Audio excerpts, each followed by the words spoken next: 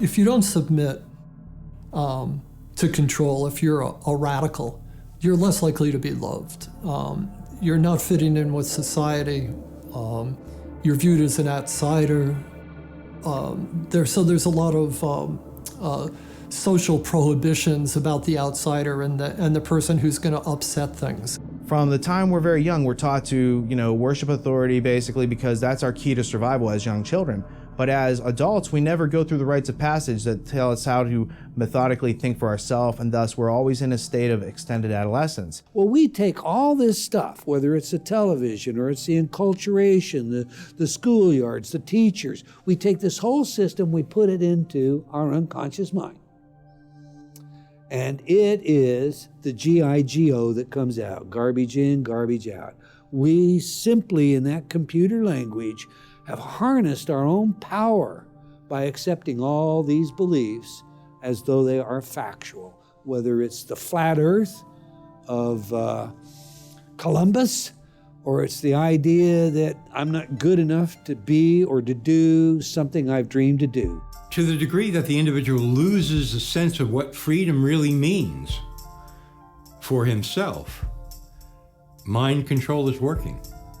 This is the constant battle and the struggle. What does my freedom mean to me? What is it? How deep does it go? How far-reaching is it? Individuals come already with their rights. They're born with their rights. They're inherent. They're hardwired. They're hardware. It's tragic. They've lost their sense of the importance of the individual, each individual. We're not animals. We're individuals. We're created in the image of God. And so what you have is everybody's born into this control structure. Everybody's born into authority. Everyone's born into this situation. But just because you have an authority making decisions for you at some point when you're very young, too young to take care of yourself, doesn't mean you should always cater to authority your whole life. Fatalism, defeatism, what Bob Marley called mental slavery. That's a huge thing that he would sing about. How do we emancipate ourselves from mental slavery? Have we moved to that point of such slavery that we're too far gone? And just kind of letting it all flow by and being apathetic about it just gets you in a position of being controlled. There are some people that don't care. There are some people that don't know and don't want to know. It is very frightening. If you really look at it, you would be left with the understanding that you were obligated to do something about it. And, people work really hard every day and they just want to relax and enjoy their life. We have established a framework for the most part, works pretty good. People enter into this contract with society. That contract allows them to follow certain rules and expect certain returns on their investment of working within the framework of the contract.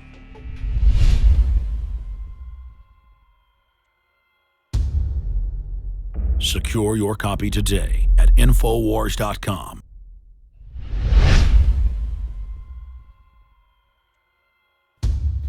So why do people submit to control? I'm going to give you my answer before I hear the filmmakers. You're born into it. You grow up in your diapers in front of the television. They're not even aware of it. And as G.I. Joe says, it's really an old Army saying, knowing is half the battle. James Lane, Mr. Green, I want to get your take as the filmmaker studying this. Why do people submit to being manipulated? For me, it makes me very angry that people are lying and trying to program me, trying to manipulate my free will. I think one of the biggest aspects of it is the 15,000 hours of compulsory schooling. We're taught not to question, we're taught to accept information on authority and regurgitate useless facts, not how to think, not how to be a person and think critically. That's got to be one of the most integral parts of it. I mean, really, from my perspective, especially coming from the military background, is that we control ourselves through societal pressures and peer pressures not to go outside of the box, not to be a critical thinker, but to just accept the status quo and go along to get along, not rock that boat. And so, that's what you see in the military, especially, and the rest of the world, is that we're really all policing ourselves for the globalists. They don't have to do much. They've entrained us so much that we pretty much take care of the job. They set up the parameters, and then we just stay within them. They've done these studies where they've got rats at universities within a steel maze that has little artificial lights and things. They think that's the whole universe. But if they could ever chew their way out, they would realize there's a whole planet around them. And I really think it goes back to Plato's allegory of the cave. Take the military. I find because there's discipline and things in it, people that come out of it and wake up are some of the best folks to work with. But at the same time, those that never wake up are some of the worst and become the enforcers because they are put through sleep deprivation, they are brainwashed, they are yelled at, they are conditioned. And if you look at cult programming, that's what it is. But I guess the Germans did develop in Prussia what is our modern military system, and they admitted it was a brainwashing system. Absolutely, and that's what you see in our school systems too. I mean, they've just taken that and rolled it right into there, and they treat our children like they're military people. They're training to go to war, and that's probably exactly what they're hoping for. I think that people want to be part of society. I mean, that's a natural thing that we do. But yet we're not given any other parameters, like you were saying. They don't know anything that's outside of that maze. We're not taught to think critically and have original thought. They use our natural capacity. They use the fact that we naturally in a tribe want to conform and be friendly as humans and share. They artificially manipulate that. Yeah, later on in the film, you'll hear Eldon Taylor actually say, at some point you have to ask yourself, when was the last time you had an original thought? And I think that is what a lot of people, it keeps them in that level of control. Now, this next part of the film, I think may be the most important. It deals with the fact that we're being turned into human resources. We weren't called human resources until the 30s. Human resources. Resources for who? You understand that, ladies and gentlemen? So get ready. Here is how the establishment see us.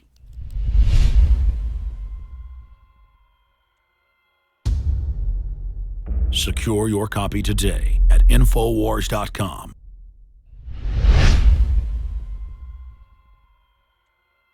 Human beings form habits.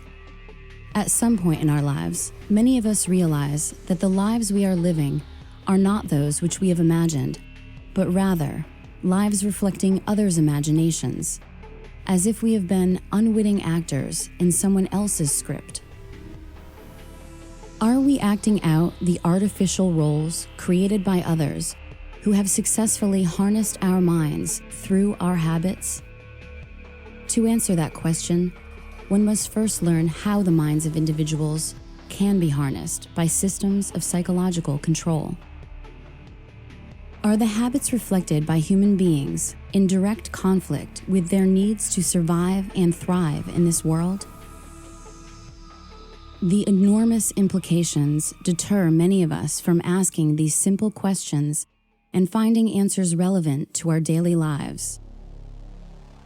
If we don't resist all of the different information that comes our way and weigh it and use our own mind instead of what somebody else wants us to think, eventually society would become nothing more than automatons, robots. The establishment it's protected itself unless you submit to the saturation indoctrination and adopt all its values. You can't get in. Everyone needs to find out and really think about it.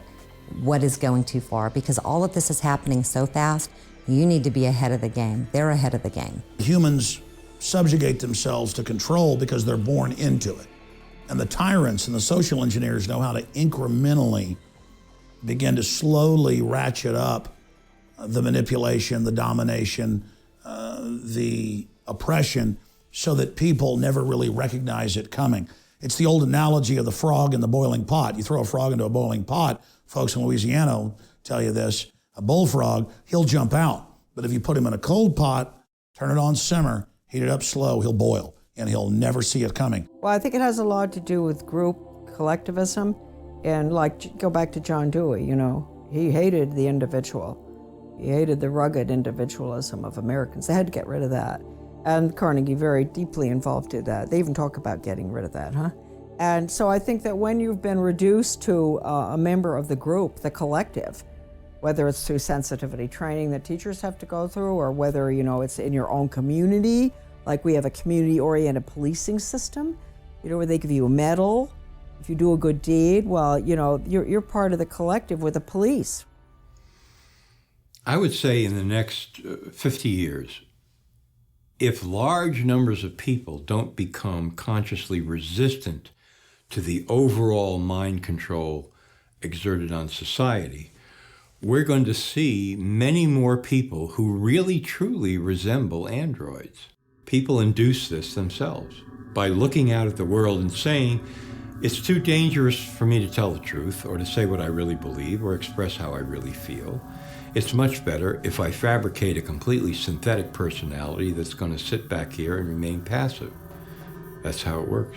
The idea of short-term gain, basically giving up freedoms. Giving up freedoms is never a good idea. Since the dawn of time, small groups of human beings have instilled artificial circular limitations on the minds of their subjects through the procession of history.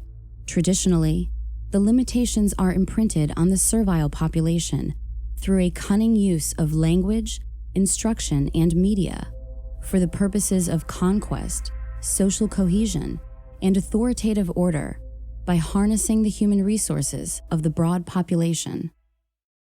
Human history reflects countless stories, regardless of what era you happen to live in, and the common thread throughout these stories is that of the struggle between the state, whatever its form, and the individual, the goal of which is to harness and subsume the individual, willingly or unwillingly, into its group collective. The role of authority is a predatory system that sees the individual basically as a unit of energy. The first forms of mind control go back to prehistory. And you would simply have a priest class that developed technologies of herbs and medicine and had a value to the tribe.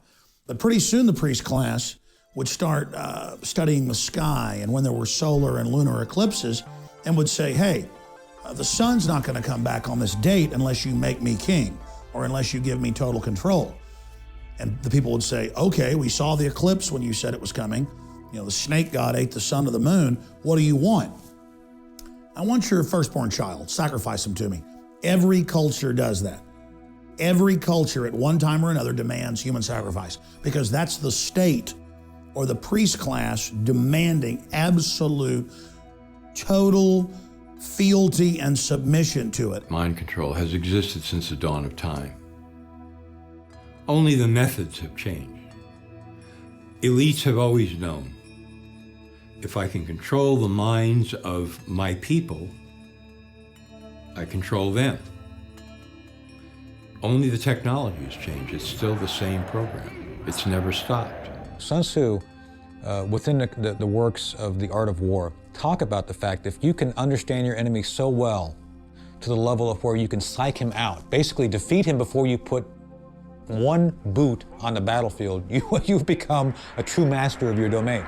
The Greek author Plato embedded several key characteristics of ruling groups in his monumental work known as The Republic. Therein, he introduces the term cybernetics as a description of steering the ship of state, emphasizing crowd control. Plato memorialized the essence of the scenario used to control individuals to this day, to make them part of the group or state. This is famously known as the allegory of the cave, a useful strategy which is emblematic of the history of mind control. The idea of cybernetics first shows up in Plato's Republic, I believe it's book 6, and in the Greek original text it's read kybernetes, but you can easily discern how this word tied into cybernetics, the control of not only nations, but how the making of individuals into the collective that forms nations came about. As we've moved through history, every great leader has had to understand the potential of information, the potential of speech, the potential of words, the potential of books. What is a citizen, if not someone willingly or unwillingly participating in the machinations of the state? How would we acquire the habits of citizenship without stimulus from the state and our response to it? Attention! Attention! This is your beloved leader, Og the Exalted. There will be a special Giant Joy rally today at Og Memorial Stadium.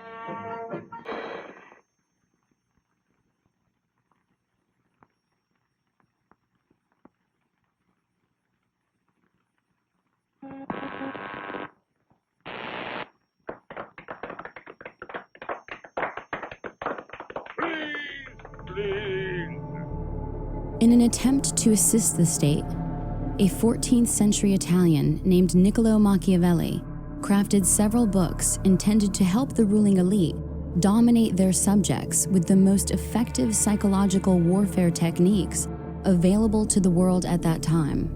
And he was trying to convert the Medici family into hiring him to provide political advice. Conspiracy is the story of history. It's the story of plunderers taking care of people who produce. They claim to take care of them through government, which doesn't give you anything, it doesn't take away first. So it's not creating something out of nothing. It's very real what they're doing. They're taking your rights or taking some people's rights and adding more to someone else's rights. Concurrent to Machiavelli's efforts, the consequences of tyranny were sowing the seeds of liberty throughout Europe, with authors like Etienne de la Boétie of France leading individuals to consider their situations and discover effective means to achieving liberty for all. So this whole idea of Machiavelli telling the ruling elite how to do this in a more efficient and effective manner without people directly knowing about it. But his mistake is that these books get out there and other people start to read these books because it's not just the ruling elite. This starts to have an influence in Europe.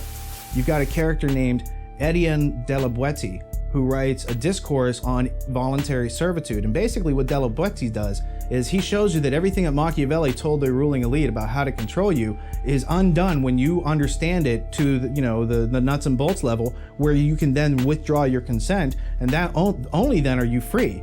We control you. We control your mind. We make you believe you have no creative power. We make you forget you have imagination, which is the core capability from which you can invent your own reality.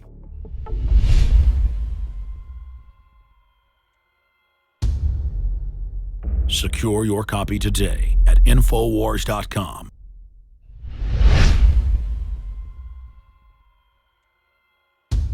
And we're back with the crew of Free Minds Film. Again, I'm your host here on InfoWars Nightly News, and we're premiering here the film State of Mind. We're going to go right back to the film here in just a moment. But first off, talking to Richard Grove and Chris Emery from the film, I want to get more into how amazing this is that we allow our resources to be collectivized. In France, it's over 80%, and the government gives part of it back with strings attached and actually says, we're giving you this, when all they did was steal it. It's just all of it is so fraud-based. Well, it's a reflection of the scientific management of society, which started in the early 1900s. I think Frederick Winslow Taylor is the person that's credited with that. But it's all about using the scientific data to dissolve the family boundaries, the boundaries of the individual, to break down the individual so that they don't think of themselves as an individual, they think of themselves as part of a group.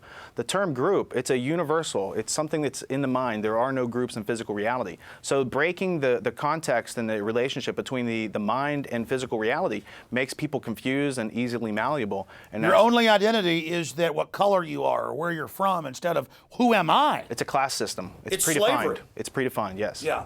Okay, so the other idea that breaking down the family will benefit the scientific dictatorship is the power of the individual has to be harnessed. The power that you have, your attention, your focus has to be misdirected toward things that you don't really need in your life to survive. And once they can do that, that is benefiting some third party that you haven't even investigated yet. So really, what they're doing as far as trying to break down the individual is it's an info war that goes on in your mind. But once you know about it, then you can start to outgrow that and grow in the right direction toward the truth, toward reality, toward knowing thyself, which is really the mission of every individual human soul on this planet.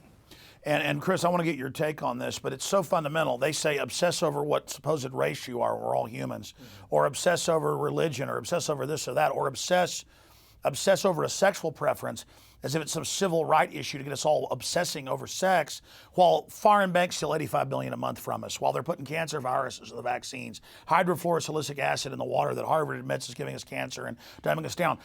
So we're not thinking about the real attacks we're all under by the social engineers. They give us all these balkanized fake reasons to fight with each other. And that all comes down to eugenics. And what is the end goal? What is the end game of these people that perceive that they're in power? And it's getting the population down to something that they want, whether it be 1 million or 500,000 or some. They call it manageable. Exactly. One thing that I was thinking about when Richard said that, this all came into play in the early 1900s, a lot of folks don't realize that the Women's Voting Act came into being not because they wanted to give women the ability to vote.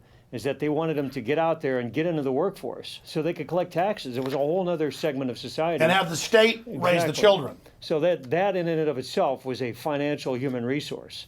People have to understand that we are being taken advantage of on so many levels, whether it be the financial or eugenics.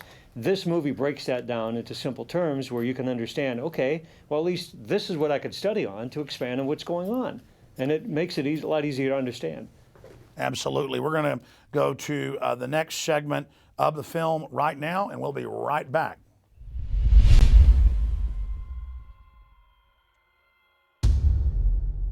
Secure your copy today at Infowars.com.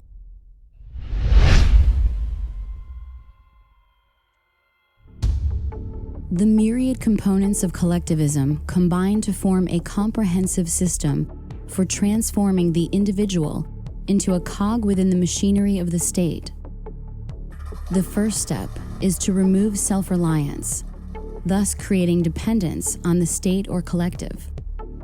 The next step is to create a motivation based on fear of scarcity, as opposed to creativity and productivity. Remove the systems of autonomy, creativity, and self-teaching, which help create individuality in the first place, and the void is filled by the will of the collective. Nature abhors a vacuum, and the mind is no different. Innovative and enigmatic German philosopher of the 19th century, Georg Wilhelm Friedrich Hegel, observed that human history could be manipulated to create a contrived outcome. Hegel's essential observations of the methods by which history may be authored by a small group translate into a world in which an individual's choices may be engineered away from his needs. How to engineer the opinion of the American people so that they would fully endorse, not only endorse, but demand a war. There's another one. Another plane just hit. Oh my gosh, another plane has just hit. It hit another building. Flew right into the middle of it. Explosion. So it's problem, the people then beg for it, that's reaction, and then it's solution, which is centralizing more control. Create the problem, people scream, you couldn't impose any solution you want on people. One recent practical example of the use of Hegel's method for control is that of the infamous underwear bomber. I'm Kurt Haskell. I'm a Michigan attorney, and I'm more well known as being the main eyewitness to the underwear bomber event on Christmas Day 2009. I saw two men approach the desk. One looked like a poor African man, or maybe late teenager, and one looked like a wealthier Indian-looking man who had on a tan suit. They were walking together, and I just thought they were a weird pair, and I was wondering why the two were together, and I listened to their conversation as they went up to the desk and talked to the airline worker. When they went up there, just the Indian man spoke, and he said, this man needs to get on the flight, but he doesn't have a passport. And then the airline worker said, well, he can't get on the flight without a passport. And then the Indian man kind of argued with her, saying, well, he's from Sudan, and we do this all the time. The student from Nigeria smuggled explosives onto a flight in his underwear. Prosecutors staged a demonstration of what might have happened, but something went wrong. Abdul Muttalab's trousers burst into flames. Passengers and crew grabbed him. The plane landed safely. A source has confirmed that Farouk Muttalab is the son of Alhaji Muttalab, former chairman of one of Nigeria's biggest, wealthiest and most respected banks, First Bank of Nigeria. As soon as this happens, we see Mr. Chertoff all over the news and TV everywhere promoting these body scanning machines. But there are a few things we could do to make things better. First, we could deploy the scanning machines that we currently are beginning to deploy in the U.S. that would give us the ability to see what someone has concealed underneath their clothing. To meet agendas in conflict with the needs of individuals, the ruling class creates an artificial crisis to which the public reacts by begging for the ruling class to intervene. The ruling class then enjoys the plunder made possible by removing the self-reliance from individuals. Good morning, everybody. Today's hearing is the third in a series of subcommittee hearings focused on some of the causes and consequences of the 2008 financial crisis, a man-made economic assault on our country that is still foreclosing on homes, shuttering businesses, and driving unemployment. The combined philosophies of Thomas Malthus, Charles Darwin, and Herbert Spencer led to the development of social Darwinism. Social Darwinism grafted the concept of the survival of the fittest onto the larger social framework. Claims of biological advantages or superiority could then be advanced as justification for future economic policy relating to the poor, and as the basis of Francis Galton's pseudoscience of eugenics in the 20th century. So Darwin comes along about 150 years ago and comes out with his theories on where life comes from, and then it's survival of the fittest, and that the best organisms are able to survive in a competitive environment and move forward in the evolutionary chain. And whether that theory is correct or partially correct or totally wrong is a side issue.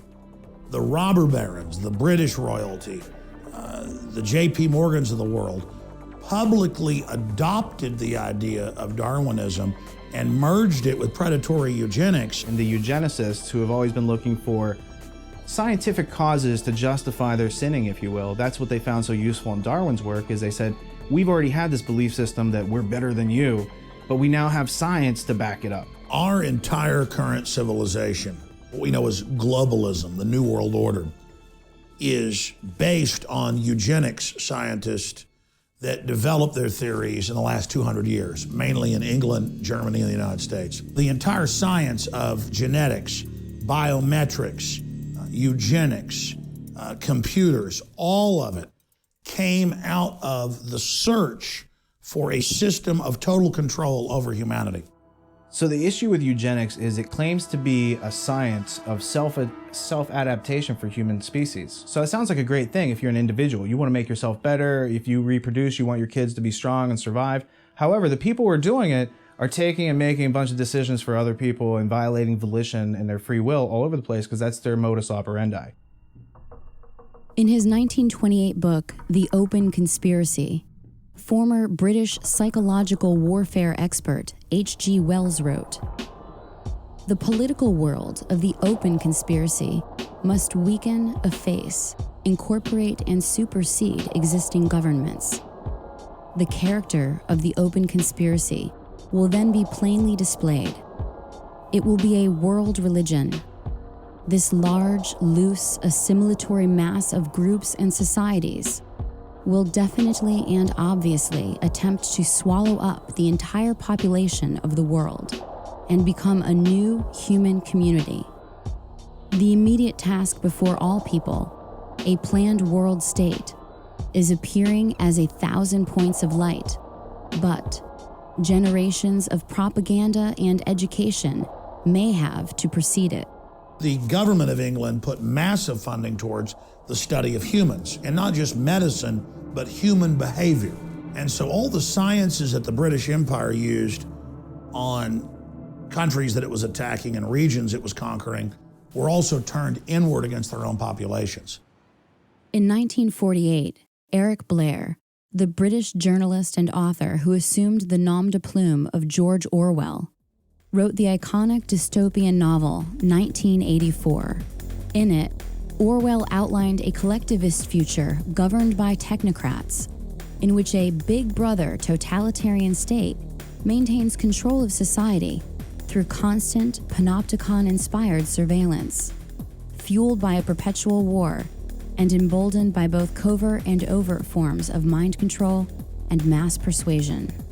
The premise of the panopticon, it was an architectural design that was set up to maximize the power of surveillance. So if the prisoners didn't know, they could never tell if they were actually being watched at any one time, so they would have to assume that they were always being watched. Through 1984, Orwell introduced the concept of newspeak into popular culture, a debased language structure that would suppress the ability of the masses to upset the power of the state by regulating their thoughts through an illusory police force known as the thought police. Orwell's notion of doublespeak demonstrated the cognitive dissonance inherent in tyrannical structures. As the meanings of the words change, the meaning in society is lost. And fortunately, we have been able to raise our standard of living without sacrificing the spiritual side of life, which means so much to the American family. Thomas Henry Huxley, the man known as Darwin's bulldog, produced a number of grandchildren, the two best known and most influential being Julian and Aldous Huxley. Sir Julian Huxley, an evolutionary biologist, was elected as the first Director General of the United Nations Educational, Scientific, and Cultural Organization, and also served as both Vice President and President of the British Eugenics Society. So the Huxley family is highly interesting because T.H. Huxley is the teacher over H.G. Wells, who becomes a famous protege. But Huxley's whole family is not only intermarried and working on these eugenics ideas themselves, but they have, he has a famous son and grandson and all sorts of famous cousins that tie into the Darwin Wedgwood family. So notably, you have Aldous Huxley, who coins the phrase Brave New World in 1932 with his novel, which is really describing a technocratic future by which people are pharmaceutically drugged into loving their servitude. I think what is going to happen in the future is the dictators will find, as the old saying goes, that you can do everything with bayonets except sit on them. That if you want to preserve your power indefinitely, you have to get the consent of the ruled. And this they will do, partly by drugs, as I foresaw in Brave New World, partly by these new techniques of propaganda. They will do it by bypassing the sort of rational side of man and appealing to his subconscious and his deeper emotions and his physiology even, and so making him actually love his slavery. I mean, I think this is the danger, that actually people may be in some ways happy under the new regime, but they will be happy in a situation where they oughtn't to be happy. Leveraging the fact that the 20th century opened up numerous avenues for shaping and controlling the thoughts and behaviors of the population, the ruling elite contrived new ways of obscuring useful facts while peddling useless ideas to the American people. Advertising, in addition to fundamental changes in education, produced a population of non-thinkers whose false understanding of basic concepts instilled through public schooling led to generations of people who feel they are magically endowed with the ability to somehow attain knowledge without first observing the landscape of available, credible evidence. One such artifact of credible evidence which demonstrates that our lives are being scripted by the ruling class is a 1966 textbook authored by Georgetown professor Dr. Carroll Quigley, titled Tragedy and Hope, A History of the World in Our Time. In it, Quigley details a secret society, partially funded by central banker Lord Rothschild, enacted by Cecil Rhodes and led by Lord Alfred Milner, and the Round Table Journal of International Affairs, which Quigley terms the Milner Group. The first questions most people ask upon hearing of such a book are, why is it so important? And why do so few know about its existence? This is a key book. It's almost like the Rosetta Stone to decode everything they're doing. It's over 1,000 pages long with incredible, documentation in the bibliography of how this ruling elite based out of Britain is using a full spectrum dominance model to fund the communists, to fund the fascists, to fund the Democrats, to fund the Republicans, so that there looks like there's a choice, but everything really is moving towards collectivism for the general public, while the elite themselves are exempt from all their own rules. These are the ideas of people who plunder that care not about laws or boundaries or nations or your rights. They see might makes right. And so when Cecil Rhodes goes in and creates Rhodesia, you have South Africa and the De Beers whole cartel of diamonds and gold. And then you look at who Cecil Rhodes left his will to, who funded him to go down there and do that. You keep coming back to the historical central bankers that have been manipulating world events as we've been taught them for at least since the beginning of our country. 1776, 1790 is when they start to gain a foothold. They then come over in the 1820s, 1830s, 1840s, pre-Civil War, gain a stronger foothold.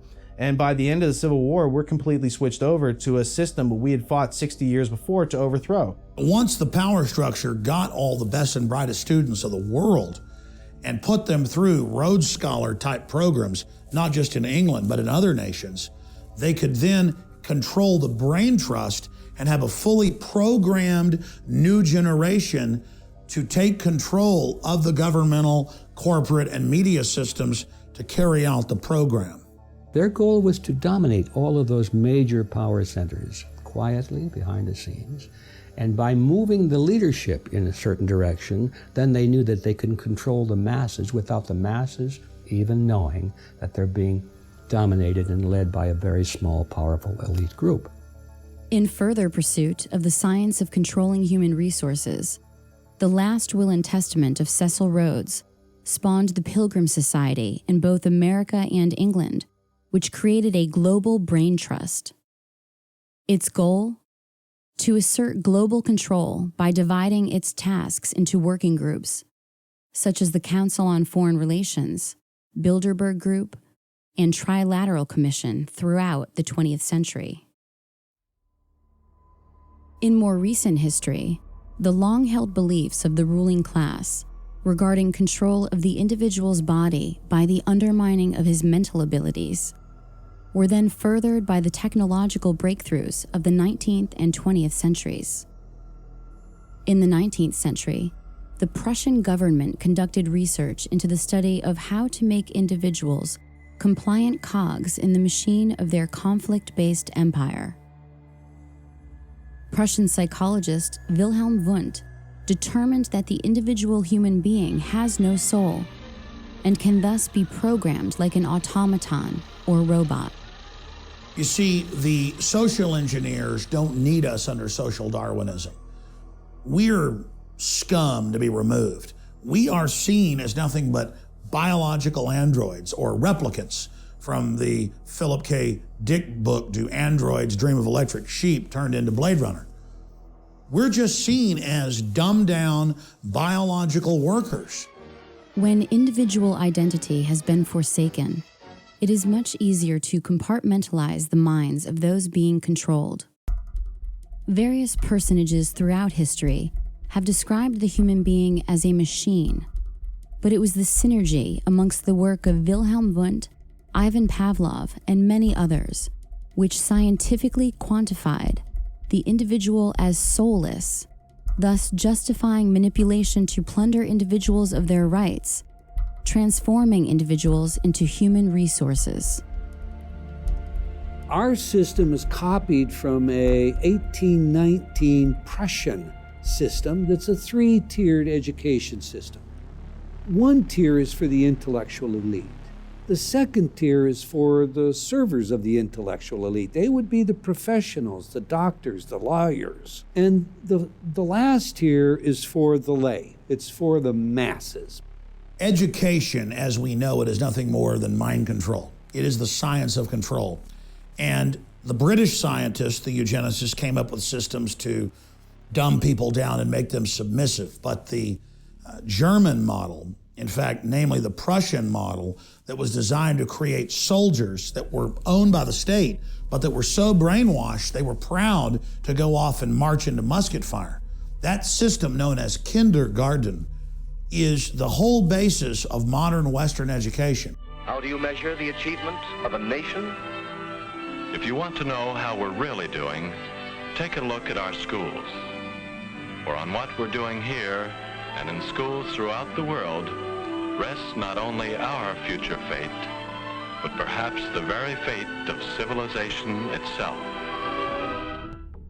Building upon this dehumanization of individuals to the animal state of stimulus response, Russian researcher Ivan Pavlov and American researcher John B. Watson conducted experiments based on classical conditioning, a simple manipulation of reflexes under observable conditions.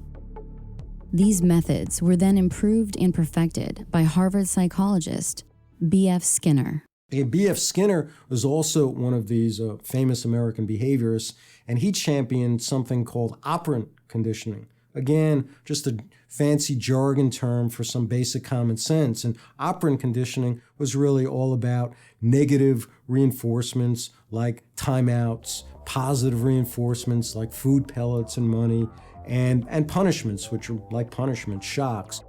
This operant conditioning doesn't work so good on anti-authoritarians, people who challenge and resist authority. And later on, research has shown that operant conditioning works best on people who are dependent, infantilized, in other words, made like children. When you ask yourself, as a teacher, as I have at the college level, what have I got that my students want? It's sometimes a pretty discouraging question. But you can discover things which will be reinforcing to students at any level.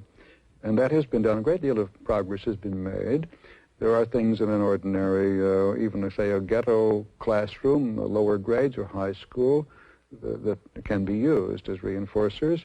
You can have special foods at lunchtime, access to play space, privileges to associate with other kids of your choice.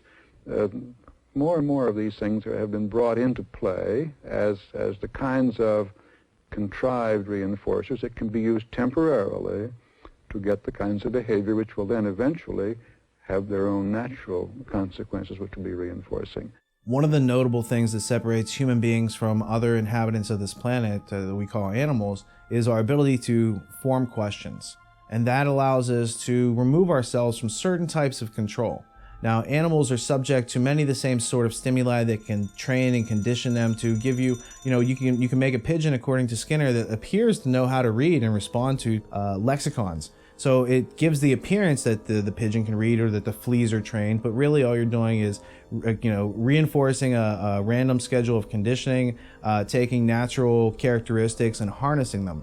So what you see in the 20th century, not only with the eugenics crowd and all these other things that we've talked about, what you see is they go after the root cause of humanity. The root cause of humanity is that we've learned to, speak amongst ourselves, and we've learned to observe reality, remove contradictions, and get to that which exists. When somebody obscures that feedback loop between you observing and testing it out and verifying it, when someone obscures that, they can take total control of your awareness. These methods of classical conditioning had advocates in other fields equally or more influential. Soon, the field of compulsory education would teem with the ideas first spelled by these social engineers. These children are being taught to accept uncritically whatever they're told. Questions are not encouraged. How can you ask such a question? Have you got a textbook? Yes, ma'am. Does it say here that our law courts are always just? Yes, ma'am. Then how dare you question the fact? Sit down. And so we aren't surprised when... But it must be true. I saw it in this book right here.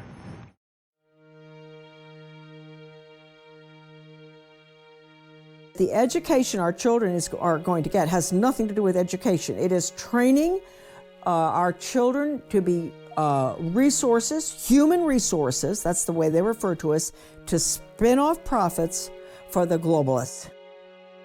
The greatest barrier to discovery is not ignorance. It's the illusion of knowledge, and that's what the 15,000 hours in compulsory schooling really entrains and conditions into us, is that you've been told this story of the people in South America, and so you think you know about it. And it's not until later in life when you might come across more information about conquistadors and how Jesuits infiltrated all the religious systems and took all the riches out and basically harvested this whole area. And this is an example of plunder in South America that went on for hundreds of years. So until you have this other piece of information to bring this into focus, you think that what you were taught in public schooling during that 15,000 hours is really what's going on. And it's not until you bump up against reality, as George Orwell said, usually on a battlefield, that you have to consider that which you were taught to believe versus the objective evidence that exists.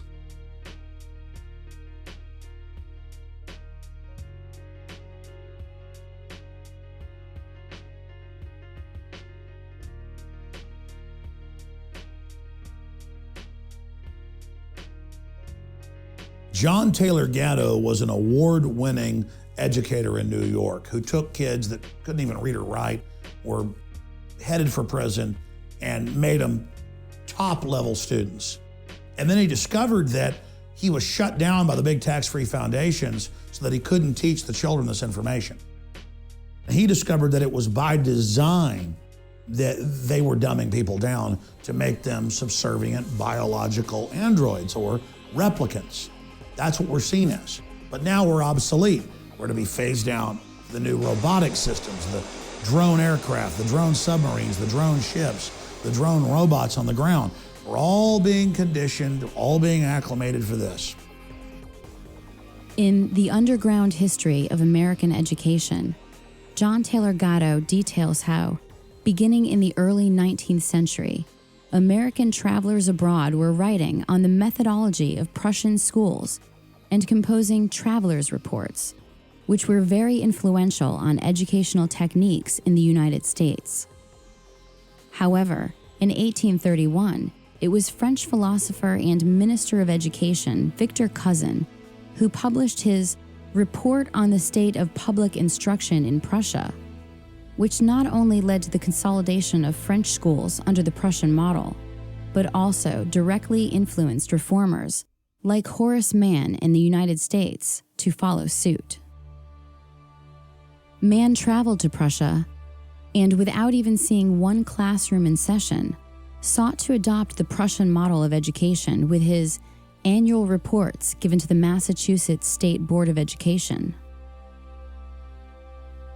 Mann's promotion of the concept that the state is the father of children was reinforced and expanded by educational reformers throughout the 19th and 20th century. When we speak about enculturated processes, when we talk about the imprinting, of course, I mentioned educators. One of the things that surprises a lot of people, and it shouldn't because it's publicly known, is that our education system is not about educating as much as it is about socializing. Like the duckling in the chicken yard. If you take that duckling and raise it with the chickens, it's going to be imprinted, it's going to behave like the chickens. And in that very real sense, we perpetuate this. The danger is we don't just perpetuate it, we don't just enculturate it, but it's the only sane way we see to raise our children. And the result is there's no escaping it.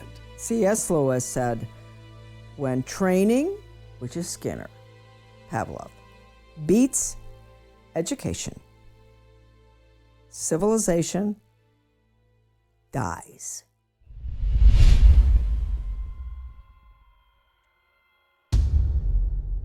Secure your copy today at Infowars.com.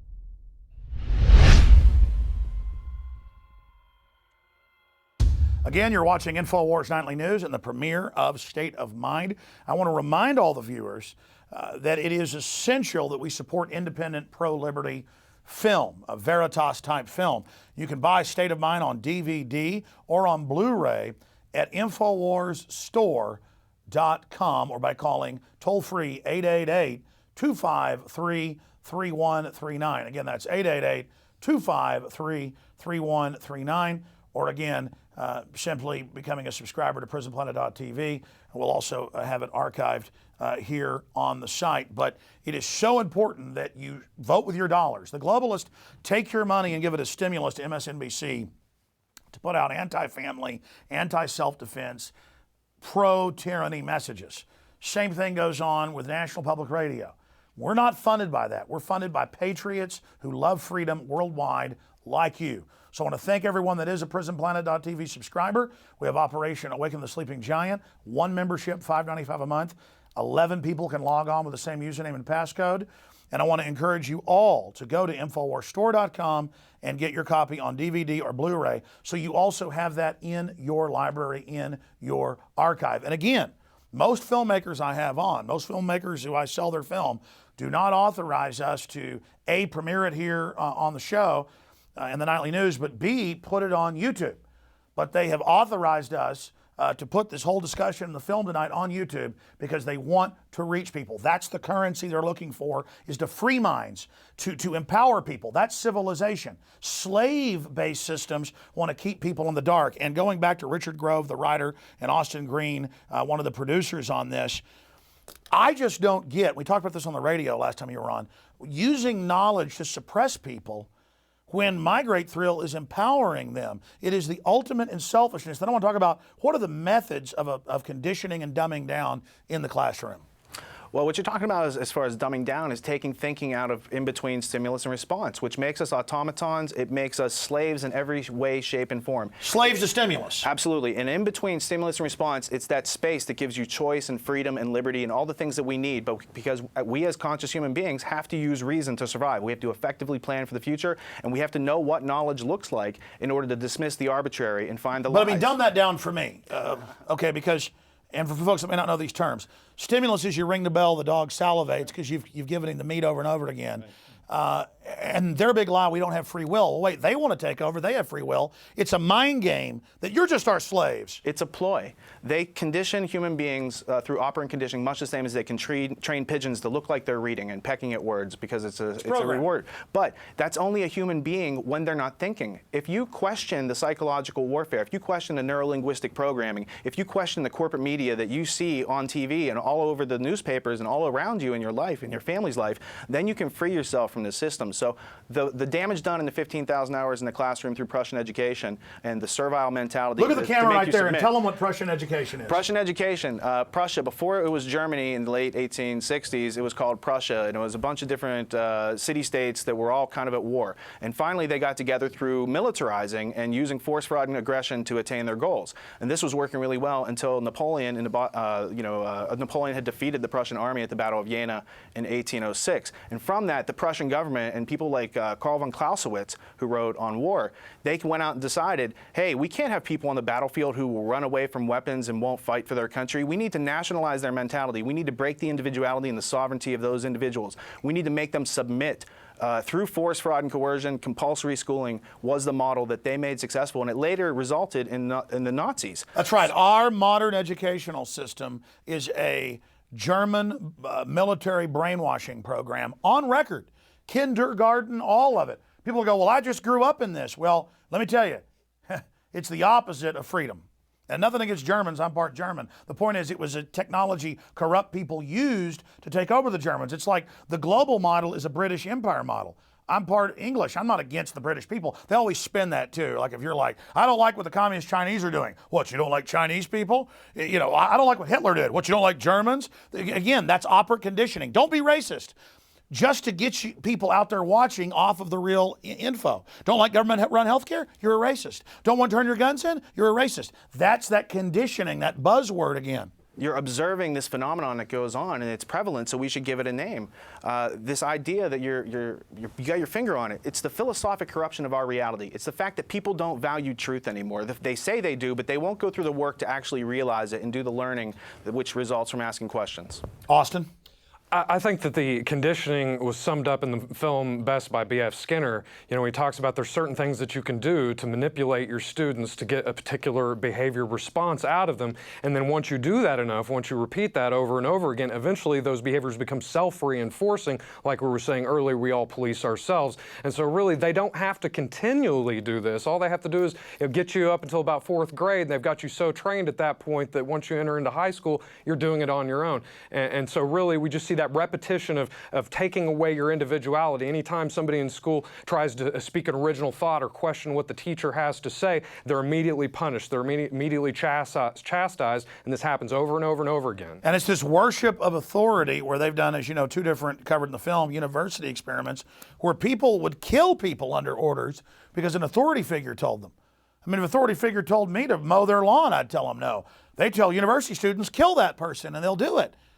I mean, this is incredible. Well, there's two aspects. There's an MK Ultra aspect where you could train someone to actually kill and eat their parents, and then there's the everyday advertising war that we're all exposed to through any magazine or newspaper or television ad that we see on TV. So all these things come, you know, it's like a coincidentia positorum. You have scientific management coming through MK Ultra from top down in intelligence agencies, and you have war coming in from the marketing companies, and they make a very happy living off of the unwitting servitude. There's layers and layers of the programming. It's just incredible, meant to just overwhelm you till you just give up. And this is a great tool to peel off those layers one layer at a time as you learn how to. And the fun is, once you know the programming, you learn the cop doesn't know what they're doing. They're programmed too. The bureaucrat doesn't know, and they like short circuit when you know the programming and they don't. But instead of using that programming to enslave them, you use it to unlock their mind. The fundamental choice that human beings have is to think or not to think. So we all have the ability to think. If you choose not to ask the questions, if you choose to be servile and you want to give away other people's rights that you don't have the right to do, that's fine. You can do that, but expect other people to resist, the people who are aware of how things work and how logic and reason should be, you know, advanced in this world. That's right. Just because you've been put through dog training at the TSA to be a slave, prisoner training, doesn't mean I'm going to go along with it. And I notice with these sheep, sometimes they get mad when I wake people up about what's happening, and then later they go, no, I agree with you. It's like once they see me not bow to their peer pressure, they have like mass Stockholm syndrome, then they grovel to me, and I go, no, I don't want you to be my prisoner. I don't want my kids growing up in a world with a bunch of slaves. Stop acting like that. It's pathetic. Let's go back to more of State of Mind, premiering the whole film here tonight with extras coming up.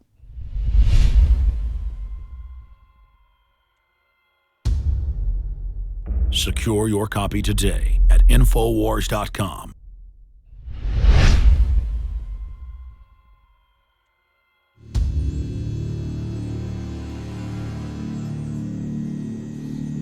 Although education has proven to be highly effective in controlling human behavior, more intensive research would need to be conducted away from the prying eyes of the public. The Tavistock Institute was set up by the British Empire to really study mind control and to scientifically drill down into human behavior and put in textbook form systems of basic control so that could be duplicated out to government and corporate entities. And Tavistock has been involved at every level of social engineering. The Tavistock Clinic was founded in 1920 and operated as part of the Psychological Warfare Division of the British military.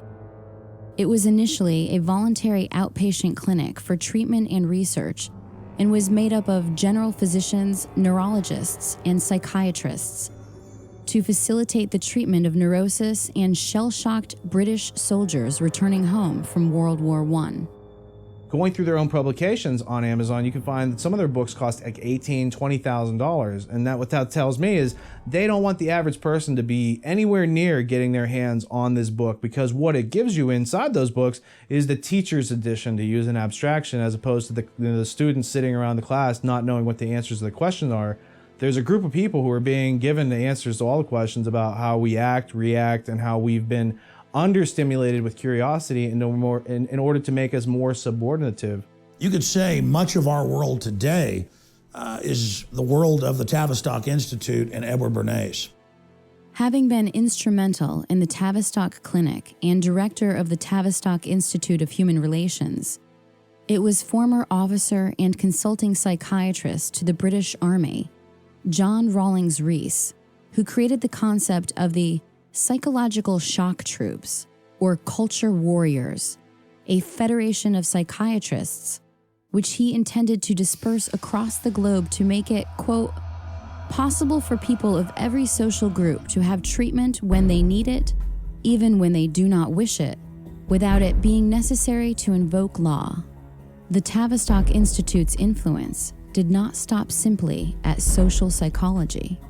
Kurt Lewin, former head of Britain's Psychological Warfare Bureau, was a German refugee who became the founder of modern social psychology in the 20th century, an early consultant to the OSS, and an influential researcher with the Tavistock Institute in the area of management thinking and action research, specifically focused on the tactics of managing change within society.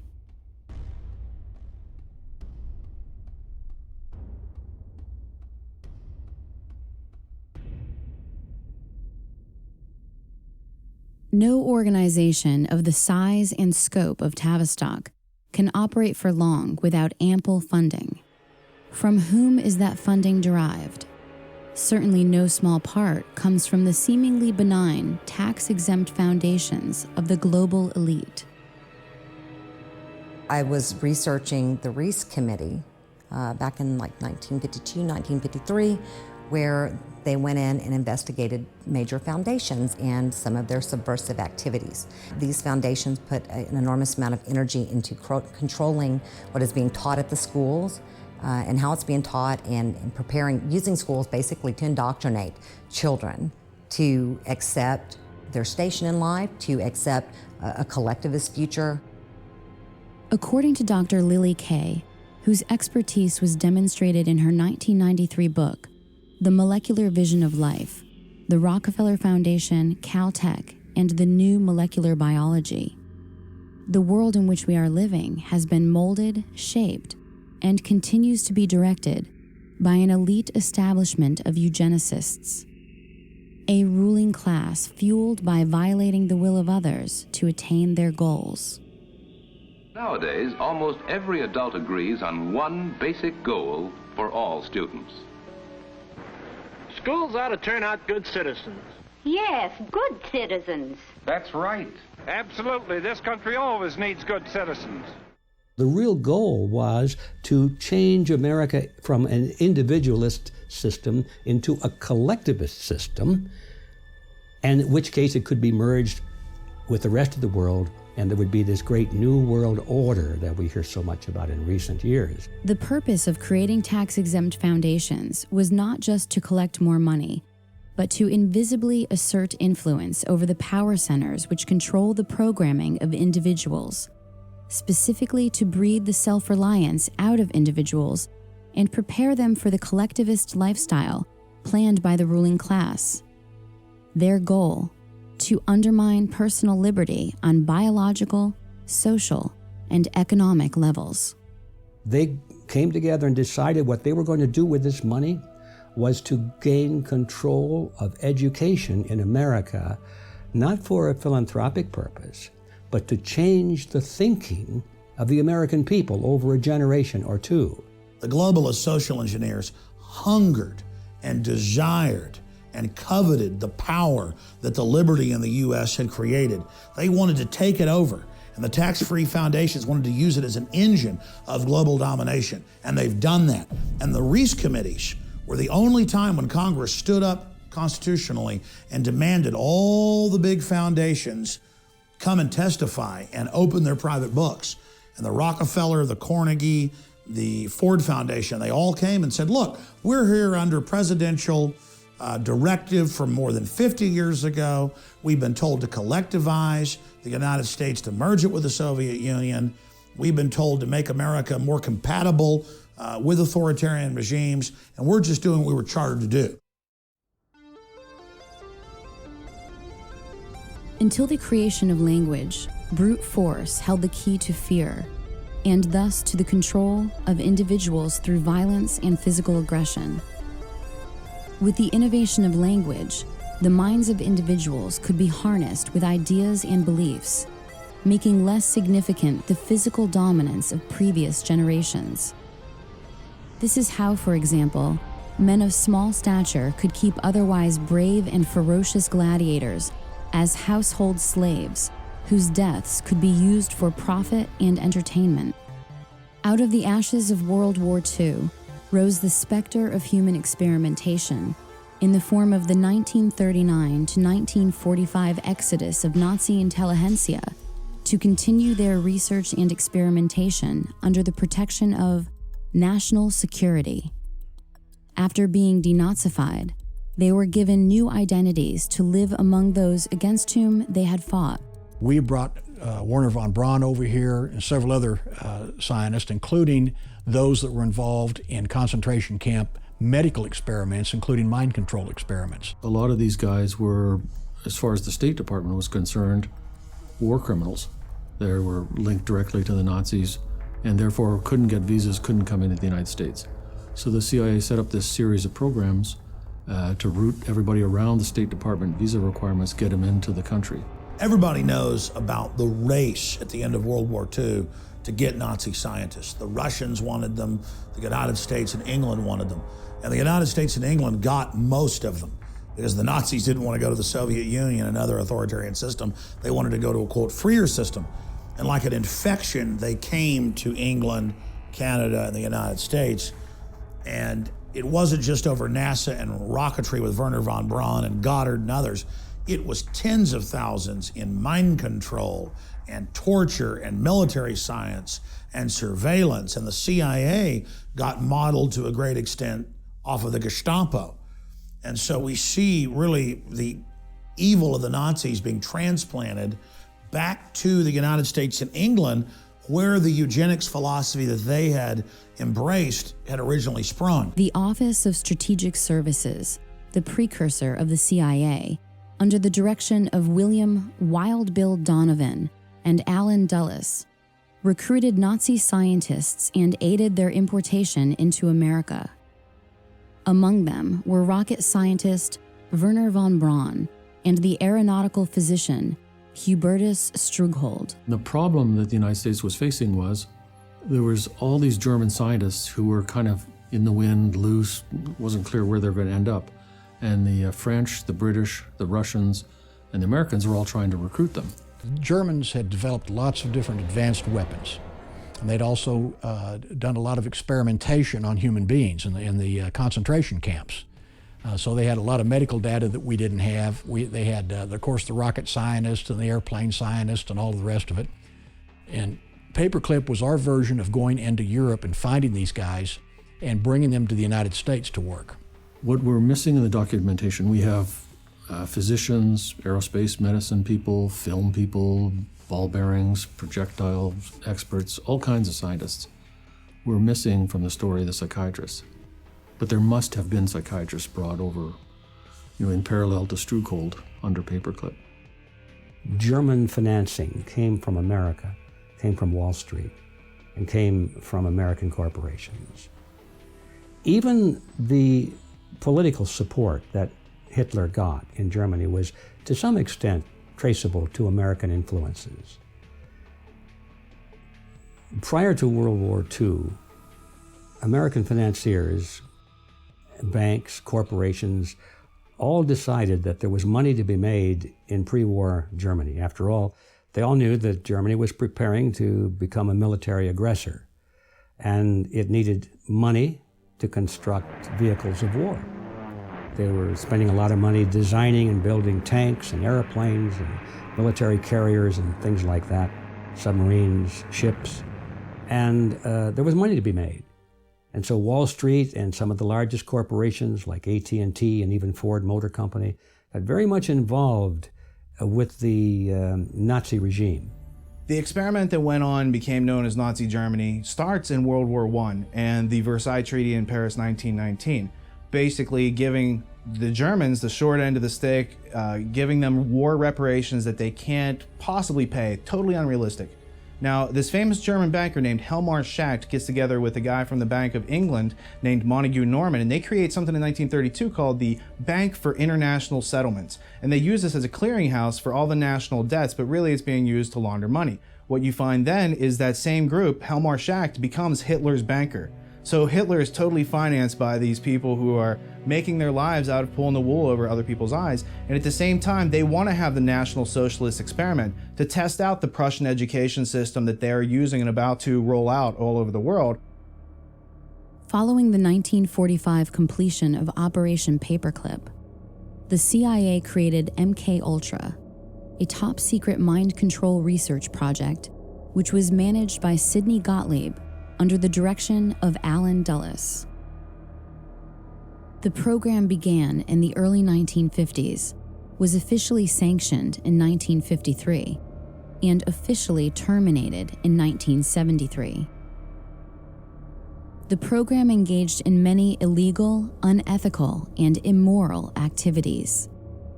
In particular, it used unwitting US and Canadian citizens as its test subjects, which led to controversy regarding its legitimacy.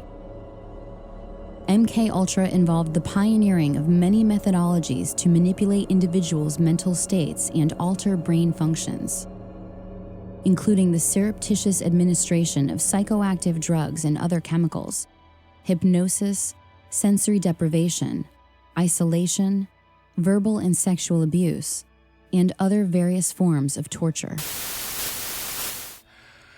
When I interviewed John Marks about Search for the Manchurian Candidate, he said a very interesting thing to me. He had been given 10 boxes of CIA information on a Freedom of Information Act request, not his first. He had been trying to get this kind of information on the mind control program of the CIA in the 1950s, for a long time. And finally, as a kind of a sop, maybe even a joke, they gave him 10 boxes of materials that had nothing to do with the projects except the accounting data, the financial data, thinking that Marks wouldn't be able to do anything with it and CIA would be perceived to have fulfilled the FOIA request. But Marks was too smart for them. He saw into the financial data and realized what he had his hands on, that this was not only MKUltra, mind control program of the CIA, but it was divided up into many, many, many sub-projects. And he had some of the funding details that provided the foundation for him to move forward in his research and discover what they were really up to. The military started the Artichoke Project and the Bluebird projects, which I think was the Navy one, and they were trying to figure out, can we make a Manchurian Candidate? Can we make a super soldier? Can we control what people think and do and how they act on the battlefield? Can we make somebody braver than they really are? And it was getting up to where they were asking questions, can we create kamikazes like the Japanese had? In 1994, President Clinton created the Advisory Committee on Human Radiation Experiments, which was tasked with investigating the instances of federally funded research using ionizing radiation on human beings. Based on the documents made available to the committee, they identified nearly 4,000 cases of human radiation experiments taking place between 1944 and 1974. This included a series of federally funded experiments in which unsuspecting hospital patients were injected with plutonium. Many details of MKUltra experimentation were disclosed during a public hearing before the advisory committee. I'm going to start. My name is Valerie Wolf. In listening to the testimony today, it all sounds really familiar.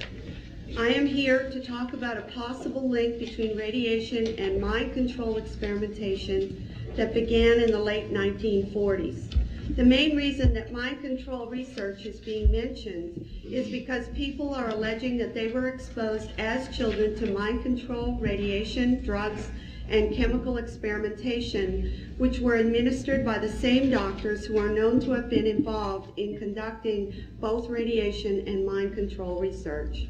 Written documentation has been provided revealing the names of people and the names of research projects in statements from people across the country.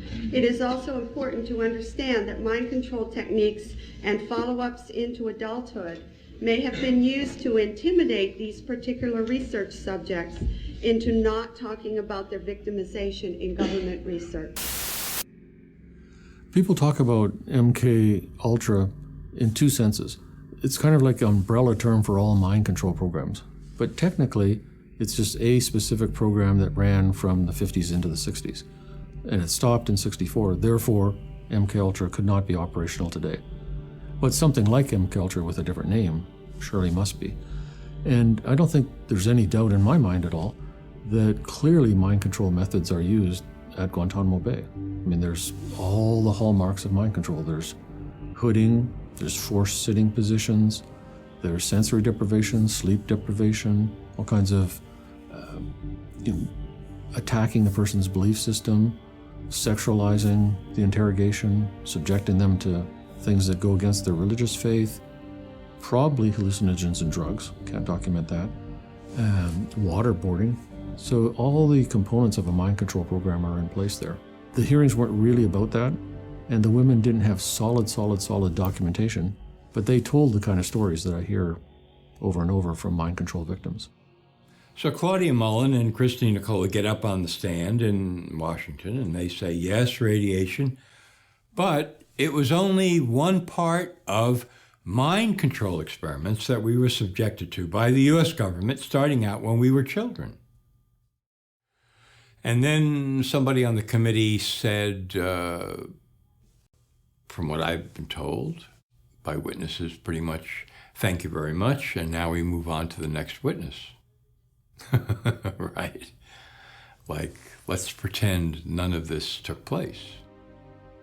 In the 19th century, Franz Mesmer's brand of hypnotism entertained countless audiences, which consequently evolved, both covertly and overtly, throughout the 20th century. CIA's Dr. George Estabrooks, a graduate of Harvard University and a Rhodes Scholar, finally created methods of reliable hypnotism, enabling its application to the science of social control. George Estabrooks was a Canadian-born psychologist whose career was at Colgate University in upstate New York.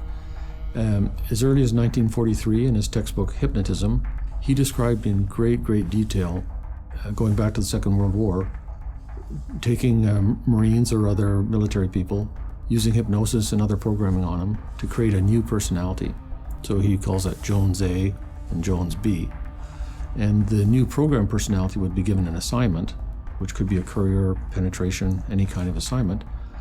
And the out front regular person would have total amnesia, complete lack of knowledge of the assignment. Estabrooks was a leading authority on hypnosis, programming soldiers during World War II to act as couriers, who were not aware they were hypnotized operatives on a mission.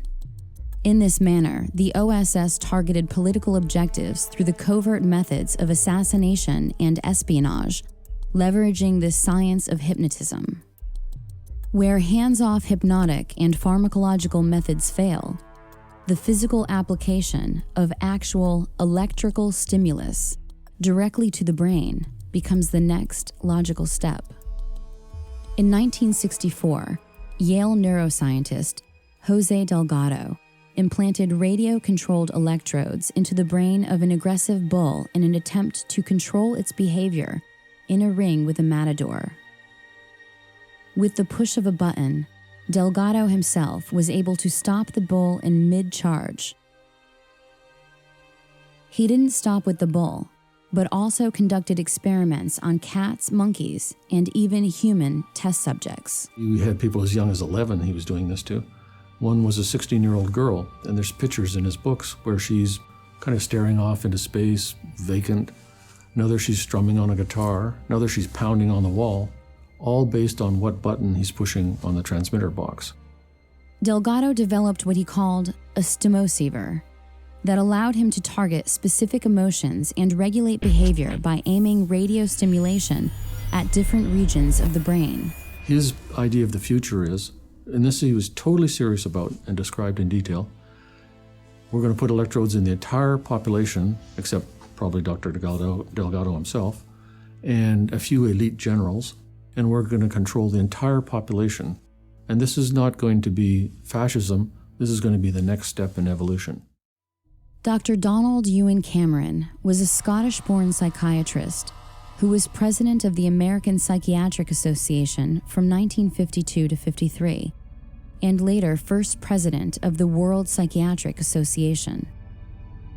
Cameron was directly involved in the brainwashing attempts of Central Intelligence Agency's top-secret MK-Ultra mind control program.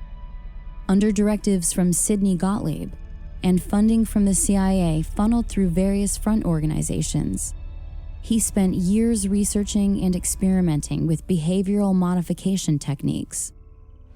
It was here that the CIA funded a series of experiments, severe experiments. The work was done by the Institute's then director, Dr. Ewan Cameron. It is the closest experimentation to brainwashing yet disclosed. His work, unprecedented in psychiatry, consisted of three areas which he called sleep therapy, psychic driving, and the ultimate depatterning. Dr. Maurice Dongier, current head of the Allen Memorial Institute.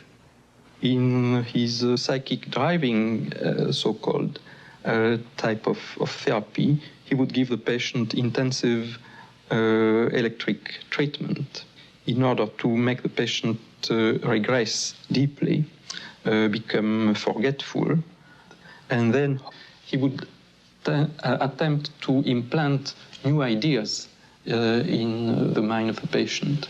Now, to a layman, it would appear that Dr. Cameron was trying to take the slate and wipe it clean, the slate being the mind. In other words, brainwashing. Exactly, that's a very good comparison. Brainwashing. Yes, if you like.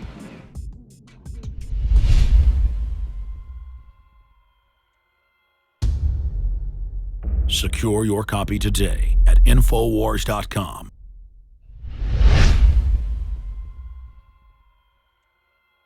And welcome back. We are premiering State of Mind here tonight on InfoWars Nightly News. Don't forget you can get it on DVD or on Blu-ray exclusively at InfoWarsStore.com. And every order also gets other extremist material, the Citizen Rulebook with jury nullification information. Juries judge the law as well as the facts. Do you understand that? If you think a law is unconstitutional as a jury, that's your emergency vote to nullify tyrannical prosecutions. Prosecutors don't want you to know that. These corrupt judges don't want you to know that. So get the films today at InfoWarsStore.com. You can also call toll-free 24 hours a day, 888-253-3139. Now, I wanted to ask James Lane and Richard Grove, what information did they garner from MKUltra, one of many programs we know about, and how do we see that manifesting today? Well, I think one of the hierarchies that you see was Dr. Ewan Cameron. His protege was Dr. Jolyon West. Now, his protege was Dr. John Smith, and there's this whole line of these guys. Now, Ewan Cameron and Jolly West pioneered the 3 Ds, dependency, debilitation, and dread.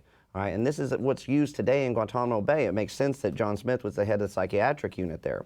Now, Jolly West was an interesting character because he actually worked with Patty Hearst, Saran, Jack Ruby, and was actually consulted with the defense team with Timothy McVeigh. So it seemed like every time one of these events occurred, they bring this guy in and kind of handle, damage control. How obvious is that? I mean, it's, plain as the nose in your face. But those 3 Ds, I mean, now, how these people go to these hospitals to try to get help, and they were actually doing these experiments on them. I mean, this has all come out in the open. Well, they take them to other countries. They would move them around. They would grab people's kids. I mean, it's incredible. They're in Canada. I mean, these people were actually coming in for help. And Ewan Cameron tried to just completely, just wash their minds away and then build a new personality. And then come to find out, this is all part of the MKUltra experiments. And this guy is the head of every type of psychiatric organization in the country, So policy is definitely being dictated by him. And the things they did are just amazing. I mean, electroshock, 1 dose of it kills massive brain cells. I mean, this is like hitting somebody upside the head with a ball-peen hammer. Richard, your take on this? They're trying to discover the parameters of the human being and how to crush our souls. They're basically, if they want to wipe a human being's mentality and program a new one, they see us like a hard drive where you can just press delete by doing some electroshock therapy. And it's all about breaking people's will and making them submit to their so-called authority. And part of the psychological warfare is that it gets a lot of people in public to support that instead of asking questions. And who gives them the right to abuse us? Again, like the UN, above the law, diplomatic community, these globalists. Steal $1 trillion, become a world leader. Steal $1, get arrested. Well, and they gain power by being able to predict our activities. Through predictive programming, through collecting all this information, through these experiments, they can predict how people will react in certain situations, and they can plan on that. And they can, until the herd outgrows that mentality, it's very predictable, and they're not going to change it unless you resist. Well said, Richard. Let's go back to more of the film State of Mind.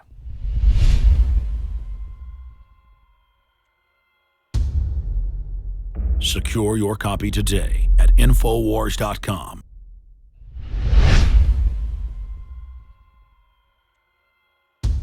Dr. Ewan Cameron was a MKUltra contractor. Officially, it says that he didn't have top secret clearance, but I'm sure that in fact he did. The reason I say that is he was at different times president of the Quebec Psychiatric Association, the Canadian Psychiatric Association, the Society of Biological Psychiatry, and the World Psychiatric Association. Ewan Cameron was the most famous psychiatrist in the world during the 1950s. You name a psychiatric association of any size or scope, he was the president of it. He became a psychiatrist. In fact, at one time, he was the president of the World Psychiatric Foundation, and he ended up immigrating over here from Scotland and was working in Canada under Sid Gottlieb, and he headed up one of the projects dealing with LSD and with different types of mind control projects that he had, especially hypnosis. His experiments were basically, there's kind of two components to it. One is psychic driving, and the other is depatterning. So depatterning is you give massive amounts of electric shock to the person, like 100+ treatments, with 6 times the usual amount of electricity per treatment. Completely wipe their minds out. So they don't know who they are, where they are, they don't recognize their children. And then once they're in that state, you can add on barbiturates and other drugs, keep them asleep for weeks at a time, or kind of like half asleep, and then play tape loops over and over and over and over. That's the psychic driving. And the tape loops will be in the doctor's voice or the person's voice. And this is all supposed to program a new personality. It has been alleged in some cases that Cameron held patients against their will for weeks at a time, drugged and unconscious, under the threat of being committed to an institution for life if they did not participate in his treatments. He began a program of torture, and I don't use the word lightly, on patients who had no idea this is why they were coming to him. They were people who came to him for therapy, for help. And he experimented on them as a torturer would to create new personalities. Cameron operated, with Rockefeller funding, at the Allen Memorial Institute in Montreal, Quebec, where he contended that it was first necessary to depattern the minds of his patients in order for them to have a shot at recovery. He also participated in the Nuremberg trials of 1945, interviewing many of the top Nazi defendants. After World War II and the creation of the CIA, the need for a truth drug and drugs that could perform, that the CIA could use for other purposes, increased. They turned to the Bureau of Narcotics and Harry Anslinger. And again, Anslinger anteed up Agent George White to be his lead agent in this program called MKUltra. It started basically in 1952 in New York City. White was working with a CIA officer named Sidney Gottlieb. Gottlieb was chief of the Technical Services Division at the time, and he had access to a lot of LSD. CIA scientists had decided was the drug that they were going to focus on now. Pot wasn't considered quite potent enough to do the things that they wanted to do. White conscripted a couple of federal narcotic agents to help him, a couple of informants, narcotic agent informants to help him, and went into the streets of New York and got a softcore pornographer named Gil White to help him as well. Apparently White had his own sexual perversions, which have been written about. He was into S&M, so he had a couple of qualifications for the job, which went beyond just being a federal agent who could perform these functions. He actually was good at acting out the sorts of things that went on in the drug underworld. In 1953, the program was formalized, and it was called Midnight Climax. And White had a safe house in New York City, with which the CIA outfitted with a two-way mirror, with microphones and recording devices, so that White and the CIA scientists could actually film people who had been surreptitiously dosed with LSD. The program expanded beyond merely LSD. And what they found out was that the safe houses themselves were probably the most valuable aspect of this program. Prostitutes that were in their employ that would bring people to these apartments, and they could actually record them while they were doing drugs. In 1960, the CIA opened another safe house in New York City. And I talked to the people who were running this safe house. And one of the narcotic agents said to me that they felt that the CIA was actually using this safe house when dignitaries were visiting the UN or politicians were coming to New York City to talk to the mayor or state or even federal officials, that they were using filming them and potentially using the films for purposes of political blackmail. Another CIA-funded Harvard graduate was Dr. Martin T. Orne, whose expertise in hypnotism, psychiatry, and psychology was a valuable asset to national security. A close friend of Dr. George Estabrooks, Orne's work in hypnoprogramming at Cornell in the 1960s was funded by the Human Ecology Fund and the Scientific Engineering Institute, both of which received funding from the CIA. To provide cover for operations like Midnight Climax, the CIA's MKUltra psychiatrists formed the False Memory Syndrome Foundation to obscure the facts of these covert experiments, creating confusion enough to deny acts of pedophilia, cult abuse, and other inconvenient truths of CIA activities. The False Memory Syndrome Foundation's board was a who's who of MKUltra. There, Dr. Orne was joined by another CIA MKUltra psychiatrist, Dr. Jolyon West, who was the protege of Dr. Ewen Cameron. Like his esteemed MKUltra colleagues, West was infamous for his hypnoprogramming abilities. Using words to make patients believe that their memories of abuse were just figments of their imaginations.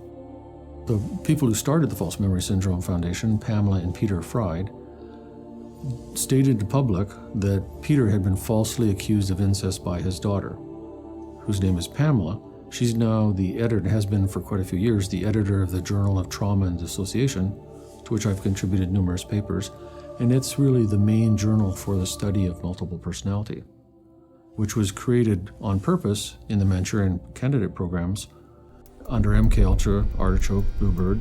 Contractors on that included Jolly West and Martin Orne, and they're on the board of the False Memory Syndrome Foundation, which says that all these cases of multiple personality are created by the therapist, and all the memories are false memories.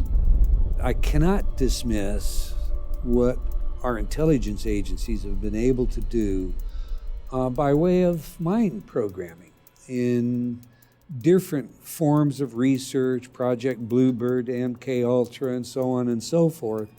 Well, let me just say it this way. Jules Romaine, testifying on behalf of the CIA to Congress, said, and this paraphrase is going to be so close to word for word, it's unbelievable, "We now know that we can take a man and, given sufficient time, educate him to kill his mother and father and eat them in a stew."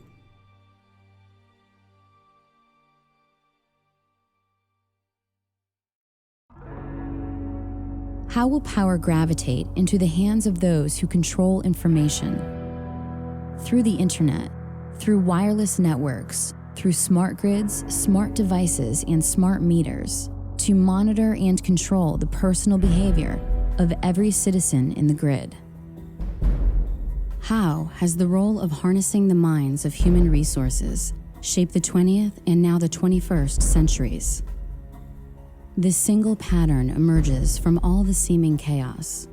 The role of science, as juxtaposed to the mind, has not been used to help individuals. Rather, at every turn, at every discovery's emergence, knowledge is being used to restrain individuals. Learned helplessness is just one example. And so in the 1970s, they discovered through these experiments with dogs that if you put a dog, or two groups of dogs in a situation, one group of dog, they had control over when they were being shocked, they could use their nose and hit a panel and stop the shock. And another group of dogs, they had the equal amount of shocks, but they no matter what they did, they couldn't control the stoppage of shocks. They discovered this phenomenon called learned helplessness, and that the dogs who had no control over stopping their shocks, they would become passive and depressed, and that when you put them in another task where all the dogs actually had control over stopping their shock by kind of jumping over this short barrier. The dogs that had learned helplessness, in other words, the dogs in the previous experiment who had learned that there was nothing that they can do to stop their pain, they did not bother trying. National elections is not equal to democracy. Democracy means you really have some power over things that affect your life, okay? But when Americans think that their democracy equals national elections, and they go and they have senseless wars and corporate control with a Republican in office like George W., and they think, well, we're going to stop these senseless wars and corporate control, and we're going to go and vote for Obama, this Democrat, and they get, what do they get? Senseless wars and corporate control. And so there's a kind of learned helplessness that sinks in there. How are the attitudes, beliefs, behaviors, and values of a society transformed such that the needs of the individual are always in conflict with the demands of the group? The early 20th century trend of conspicuous consumption, or the trading of that which is valuable and sensible for that which is superficial and frivolous, swept over America and other countries around the world with the help of a few minds who were focused on changing our lives before we were even born. Edward Bernays, the nephew of Sigmund Freud, is well known as the father of modern propaganda and public relations, and for his application of psychological techniques to the field of advertising. People have a herd instinct. They tend to move in groups. They make conclusions based on emotion and feelings and desires. Edward Bernays, the nephew of Sigmund Freud, the archetypal psychologist, psychiatrist, openly bragged that there was a ruling elite that had taken control of society and that could basically program people like machines to walk off the edge of a cliff if ordered to do so. He was the guy that said, don't call yourself the Department of War, call yourself the Department of Defense. And he wrote book after book, like the book Propaganda, 1922, bragging about how we were all dumb animals and how the public mind was in his hand. They couldn't sell pork bellies. They were seen as junk meat, only used as flavoring in soups. They came out and said, no breakfast is complete without eggs and bacon, and showed a woman, in the newsreel sitting there cooking it. And he said, look, I can make these people do anything I want. And so he is really the archetypal father of brainwashing and propaganda right as the age of television began. And they took his sciences and just wrecked this country. Some of his most famous clients included Procter & Gamble, General Motors, General Electric, the United Fruit Company, Westinghouse Electric, Time Magazine, NBC, and CBS. He looked at what Uncle Freud had plumbed out, how the unconscious worked, and devised in his own mind the idea that you could cause people to do what you wanted them to do because they chose to do it. Indeed, in his work, Propaganda, he makes it clear that it is the duty of the intellectual elite to orchestrate the beliefs and behaviors of the public in order to have a cohesive society. They got together and said, well, people are too darn dumb. We have to program them mentally to do what they're supposed to do. Political science is largely based today on Bernays' work. In 1917, Bernays served on the Committee for Public Information, otherwise known as the Creel Committee, which set out to change public opinion in favor of the United States' involvement in World War I. At the request of Woodrow Wilson, Bernays personally attended the Paris Peace Conference of 1919, the same year that he would found the first public relations firm in the United States. Advancing some of this work, of course, he was commissioned by Woodrow Wilson and to assist in selling the idea of World War I, that it was about spreading democracy throughout Europe. He is, for all intent and purposes, the father of what we call today neuromarketing. It has been widely reported that Joseph Goebbels had employed Bernays' Crystallizing Public Opinion, the first book written on the emerging field of public relations, while formulating his own propaganda campaigns for Nazi Germany.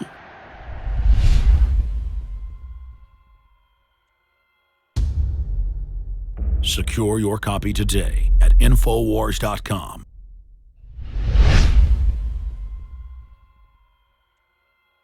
And we're back talking to the makers of this film as we premiere it tonight, State of Mind. I wanted to ask a couple of you guys, Austin Green and Chris Emery, how does media and advertising play in to the conditioning, the brainwashing? Because I find that to be the more subtle and more pervasive. I mean, you watch any show, dads are bad, families are bad, government's God, government's perfect, gun owners are evil. I mean, it's really over the top.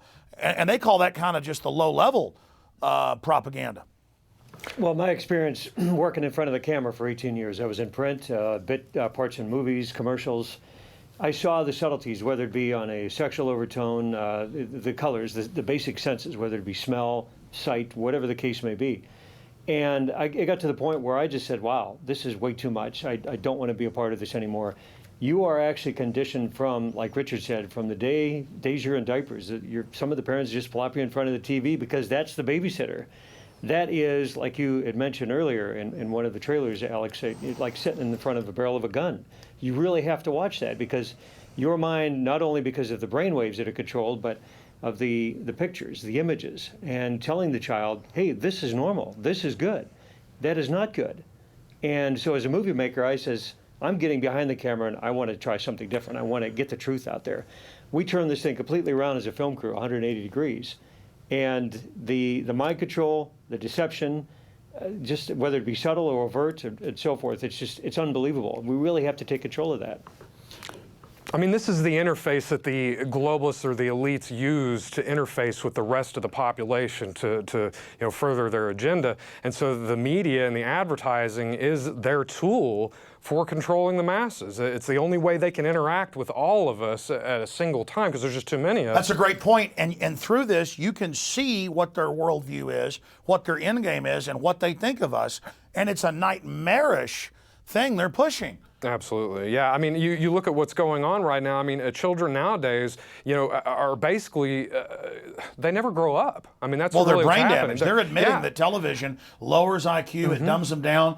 They don't know how to communicate. They are these one-dimensional spectators. They have no sense of self-reliance because all the shows on TV basically show you that to be funny and cool, basically you shouldn't learn anything, you shouldn't actually study about anything or know about anything real in the world. Oh yeah, it's not cool to be informed. No, absolutely not. It's cool to get drunk all the time and to basically have no morals and no values. I mean, all the hot shows on television now are all about people who have no morals and no values. I know, and you run into the general public, they're like repeating TV things. They're like a computer that thinks if they put out false info at you, it like works. And they're one-dimensional, unhappy, not even real people. It's really actually sad. Yeah, I mean, I used to enjoy television until I started to see the subtlety behind what they were doing in the programming, especially in movies as well. And nowadays it's the point I don't even want to watch any of this stuff anymore because it's just garbage. It's just once you know about it, the programming, it is over the top. You're just seeing it all. And then I talk to TV execs and people, and they go, no, we know, we don't like it, but this is what the bosses say. Absolutely. And I'm like, so your kids are all going to be screwed up too. That's the crazy thing. Even the so-called elite, they're not getting out of this, but in their will to dominate us and dumb us down, they're really doing it to themselves. Yeah, and it's kind of cartoonish at this point. I mean, the way that people are overdoing everything in every piece of media. I mean, there's no such thing as a subtle point delivered through media anymore. It all has to be in your face, and every time it's in your face, it's never something that's going to help you live your life and find more satisfaction and thrive in the world. It's something that's going to undermine your needs as an individual and the needs of your family and your friends as well. I saw that happen actually to a greater degree as an adult, going into the different talent agencies, some of the top ones in Chicago and in Minneapolis and in Atlanta. Having the adults, the actors, taking part in this advertising, thinking that was the real world as soon as they left the agency. I says, what are you kidding me? Come on, snap out of it. You are a human being. You have the ability to take control of what's going on. Your perception of reality is so jaded and so warped. Get out and find out what's really going on. Shut the TV off. And it was a complete dichotomy and opposite of what I was taught, in the industry. Well, I mean, these people are such narcissists too. They buy into it and they actually believe it, and they are like robots. And it's all like they fake stimulate themselves. They sit there and like program themselves and they're not even conscious of it. It is unbelievable. Well, and the flicker rate, I mean, that's been shown to put people into a hypnotic state. There's so much information on the news channels, the tickers. It's too much for the brain to take, and it actually go into a subconscious state, and they're just plugging the mainstream reality right into your subconscious. Exactly, and we're here trying to go into the matrix to get people out of it. Let's go back to more of the premiere here on InfoWars Nightly News of State of Mind.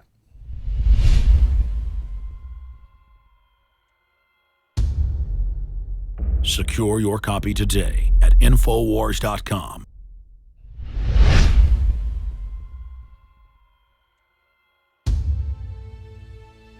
Moving beyond Bernays, other luminaries in the manufacturing of public consent included Walter Lippmann and Ivy Lee, both of whom complemented these tactics by expanding the breadth and depth of mass media entrainment of individual minds. And then I read 1928, book by Walter Lippmann, talking about public relation and public opinion, and basically saying the same thing, that the public is not inherently irrational, but they can use PR and propaganda and media to play upon people's existing irrationality instead of introducing them to the concepts and definitions of that which exists. So instead of creating world peace by putting everyone on the same page, by giving us a method to discern fact from fiction, they use that gap in our perception to play tricks on us. So that's all I've ever seen during human history, is human beings playing tricks on other human beings. As for Ivy Lee, he was not only popular with some of America's most prestigious corporations and foundations, he also found time in his busy schedule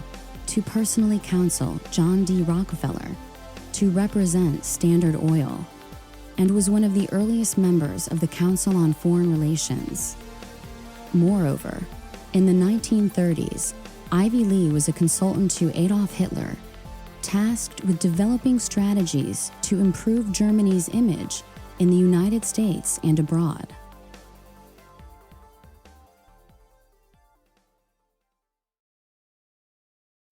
Kids are impressionable.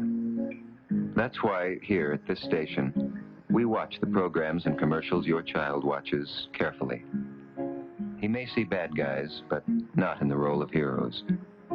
He'll learn that crime doesn't pay. Because your child's welfare is our concern, too. That's part of our code.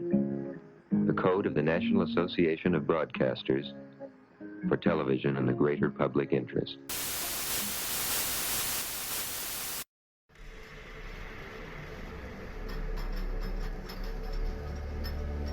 Waco was an odd situation regarding both the law enforcement aspects of it, regarding ATF going in and doing the raid on the Branch Davidian compound, as well as the fact that Special Operations Command was called to help.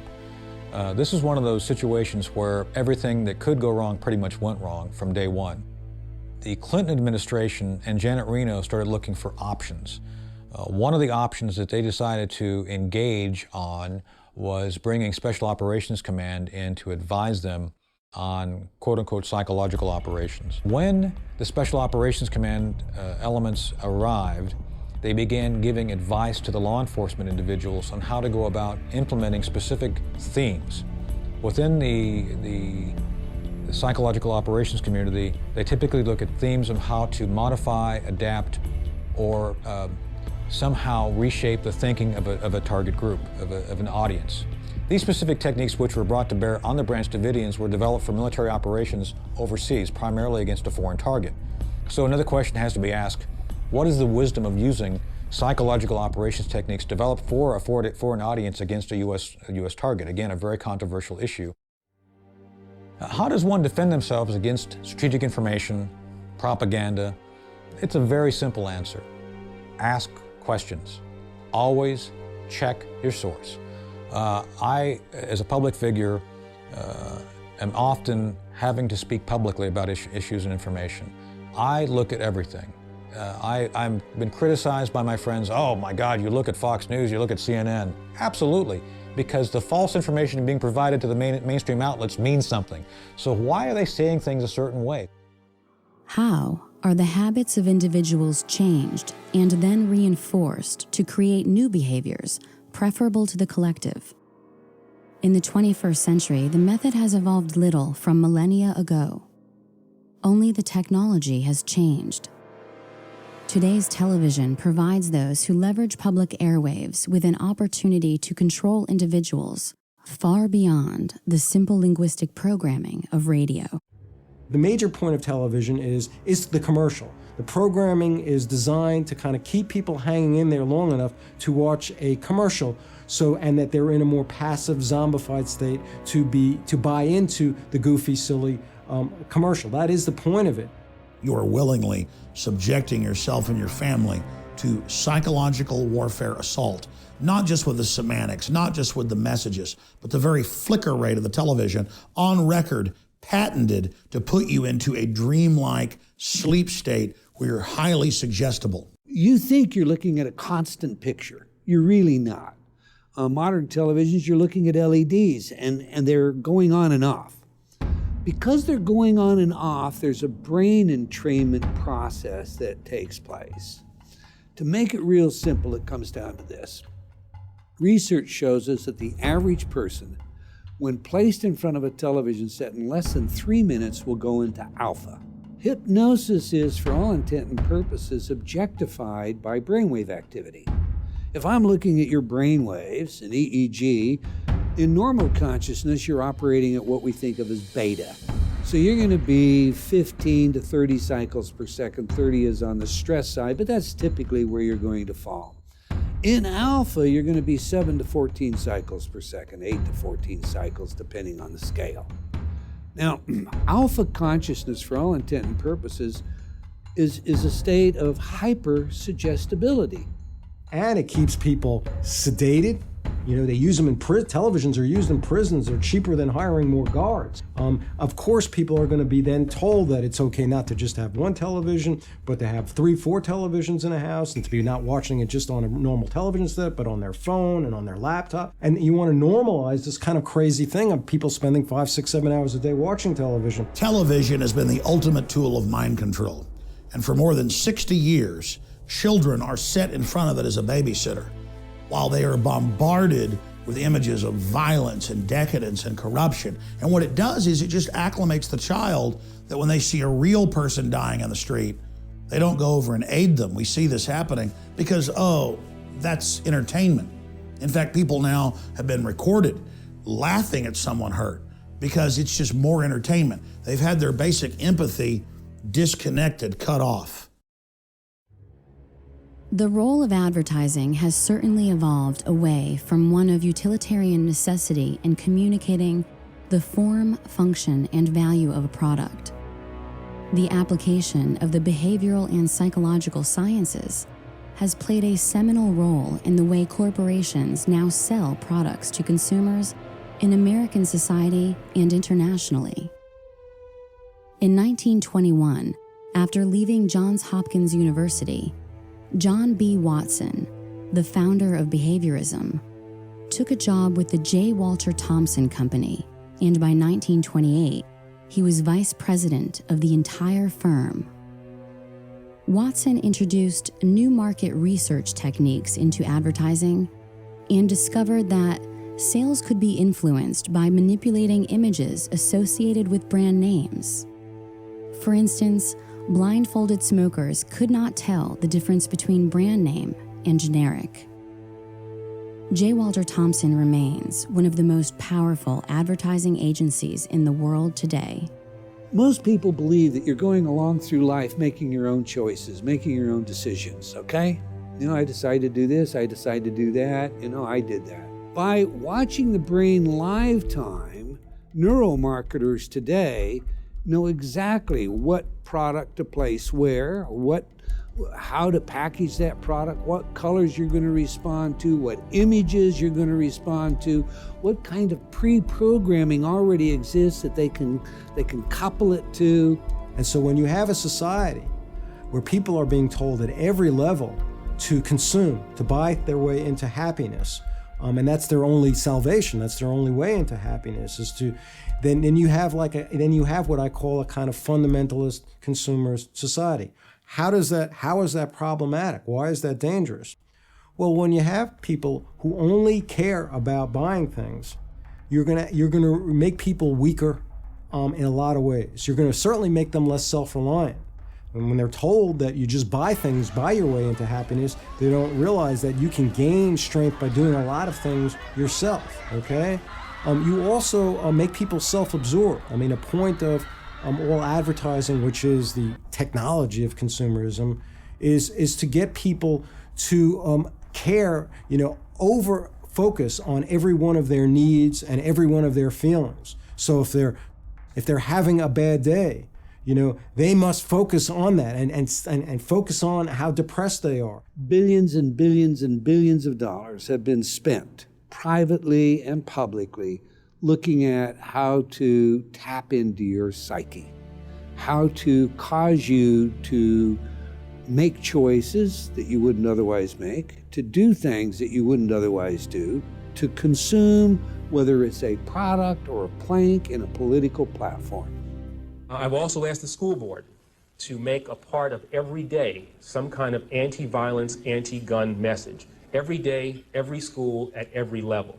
One thing that I think is clear with young people and with adults as well is that we just have to be repetitive about this. It's not enough to simply have a catchy ad on a Monday and then only do it every Monday. We need to do this every day of the week and just really brainwash people into thinking about guns in a vastly different way. To me, with the media just willing to report whatever the government tells it to report, that gives the government free rein to create whatever story or narrative it wants to create for whatever purpose it wants to create a story for. And that's where we're at.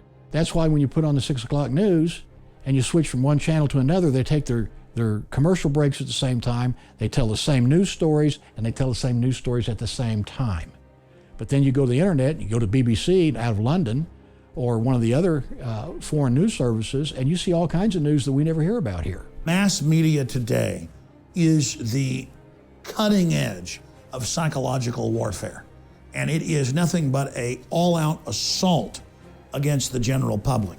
When you watch mainline establishment television, you are putting yourself in front of the barrel of a gun.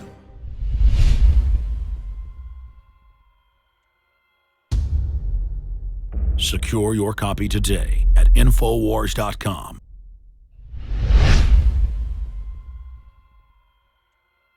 We're back. I'm going to talk to James Lane and Richard Grove right now. How are the ideas of Huxley's Ultimate Revolution integrated into American culture? And I want to discuss the pharmacological control of the anti-authoritarian personality. And I want to talk about what are the solutions to overcome the control. Well, the Huxley family was deeply into eugenics, and Aldous Huxley was a famous 20th century writer who died the same day as Jack Kennedy, oddly enough. So when you look into his writings about utopias that they were trying to create, a technotronic elite, these ideas of the ultimate revolution, that they would harness human beings and they would love their servitude through pharmaceutical methods and all these other things that he described back in 1961, these are really all reflections of MKUltra. And so when you ask who came up with these ideas of MKUltra, like that was an operational project. Whose needs was it serving? It's serving an elite class who's a predatory class. They're interest-specific kleptoparasites. They are of the same species, but they are preying on us. They are plundering our production, and they use knowledge, the knowledge gap, as a power gap, as a wealth gap, and that is the harness of control. Well, I think the pharmacological control is seen today. I mean, we've kind of got an amalgam of Brave New World in 1984. And I mean, Huxley, when you read Brave New World, I mean, this is what is happening today. I mean, they actually call one of the drugs now Soma. You know, I mean, it's like they're not even hiding that. That's from Brave New World. Yes, yeah, it is. And the whole agenda was laid out there. And all you have to do is, you know. Well, it's like they're using 1984 as an instruction manual. And so now anybody goes in for anything. A kid is a kid. You know, we just called it daydreaming, but, you know, when I was a kid. Now it's like they want to shove ADD drugs down their throat. You know, anybody that goes in for the slightest thing, maybe you're having a bad day. Now all of a sudden you're diagnosed with this major disorder, and Big Pharma is giving you drugs. They're funding hospitals to where they go in, and if you want the money, well, you've got to push drugs as the only solution. And I think that this is, you know, Huxley called it how many years ago? Unbelievable. Let's go back to the clip here, the final segment of the film, then we're going to have extras. I want to talk about solutions at the end, and then intro some of these extras, because I haven't seen these. I've seen the film. I haven't seen the extras. You tell me how good they are. So intro these for myself and everybody else when we come back. Here's the conclusion of State of Mind.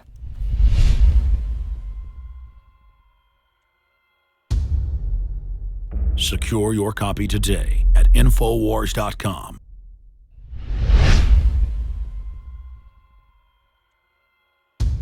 Cognitive dissonance occurs when individuals lack consistency in their methods of thinking, and thus, contradictory elements attempting to reside simultaneously as fact create frustration, confusion, anger, and aggression. It is the difference between what you think the world is and what the world actually is. Cognitive dissonance is really, again, a fancy psychologist term for, again, some common sense, which is this tension that people will experience when they have two opposing kind of ideas. The role of psychology in advertising is to create cognitive dissonance, or the conflict between what you have and what you want, and to fill that void by adapting your behavior accordingly in order to achieve your reward. If an entire society can be properly dosed with mind-altering but culturally approved drugs, this cognitive dissonance may be largely assuaged. With social control as their aim, the ruling class sought to expand their ability to influence the individual. Mind games, those of psychological warfare and advertising, were simply not enough. The opportunity existed to employ chemical treatments, physically affecting the hardware of the brain, to complement the already existing harmful software in the form of effective propaganda and advertising. The tax-free foundations, including the Carnegie and Ford Foundations, followed the lead of the Rockefeller Foundation in the widespread funding of pharmacological solutions to social control. And they say, we will give you $1 million for your medical school if you teach pharmaceutical drugs in your medical school. So the doctors come out, they're very happy because they got this wonderful building, all these high-paid teachers, the best talent, the best brains you can buy, all funded by tax-exempt foundation money. But what comes out of that is that the doctors are taught drugs, drugs, drugs. Psychiatry itself as a profession is one gigantic mind control operation. What happens when the habits demonstrated by groups of individuals reflect the outsourcing of their intelligence to so-called experts and authoritarians who are self-appointed to make decisions on their behalf? You can have a psychiatrist testify in court that somebody has ADHD or clinically depressed or this or that, but every one of those official mental disorders is a total lie and a fraud because there is no diagnostic test for any of these disorders. Not ADHD, not bipolar, not depression, not schizophrenia, not anything that you've ever heard of that is a discrete mental disorder. The American Psychiatric Association has a committee, and they create this thing called the DSM, their Diagnostic Bible. And they decide what goes in there. And they decide that certain people who don't pay attention to boring things have this disorder called attention deficit hyperactivity disorder. And if you accept that you have a disease, as opposed to like, well, maybe I'm somebody who can really pay attention to things that are interesting me, but I'm somebody who's stubborn enough to not really want to pay attention to things that are boring for me. And that maybe that's a good thing. That's how you maybe have something really a worthy contribution, as opposed to allowing people who are bores to fill up your whole life. You only want to listen to things that actually really are interesting for you. If you accept these ideas, though, that you have a disease or there's something essentially wrong with you, you're going to be more a prey to authorities controlling you. And some of these drugs, such as the SSRI antidepressants like Prozac, Paxil, Zoloft, and so on, are known to induce violent behavior, including suicide and homicide. And you have a profession like psychiatry that is seeding the country, like planting seeds in a garden and a farm. With these diagnoses and these drugs, this is Operation Chaos. Part of the problem of psychiatry, when it comes to diagnosis is that they really seem to have no political awareness. of their pathologizing of anti-authoritarianism, of stubbornness, of rebellion. This is, I think, a part of the reason for that is I think that an overwhelming number of psychiatrists, psychologists, mental health professionals are more kind of compliant people. And when they see non-compliant, more stubborn, more oppositional kinds of patients, especially young people, that creates a lot of anxiety for them. And so you have this power, and you do this for 10 years, 20 years, 30 years, 40 years, 50 years.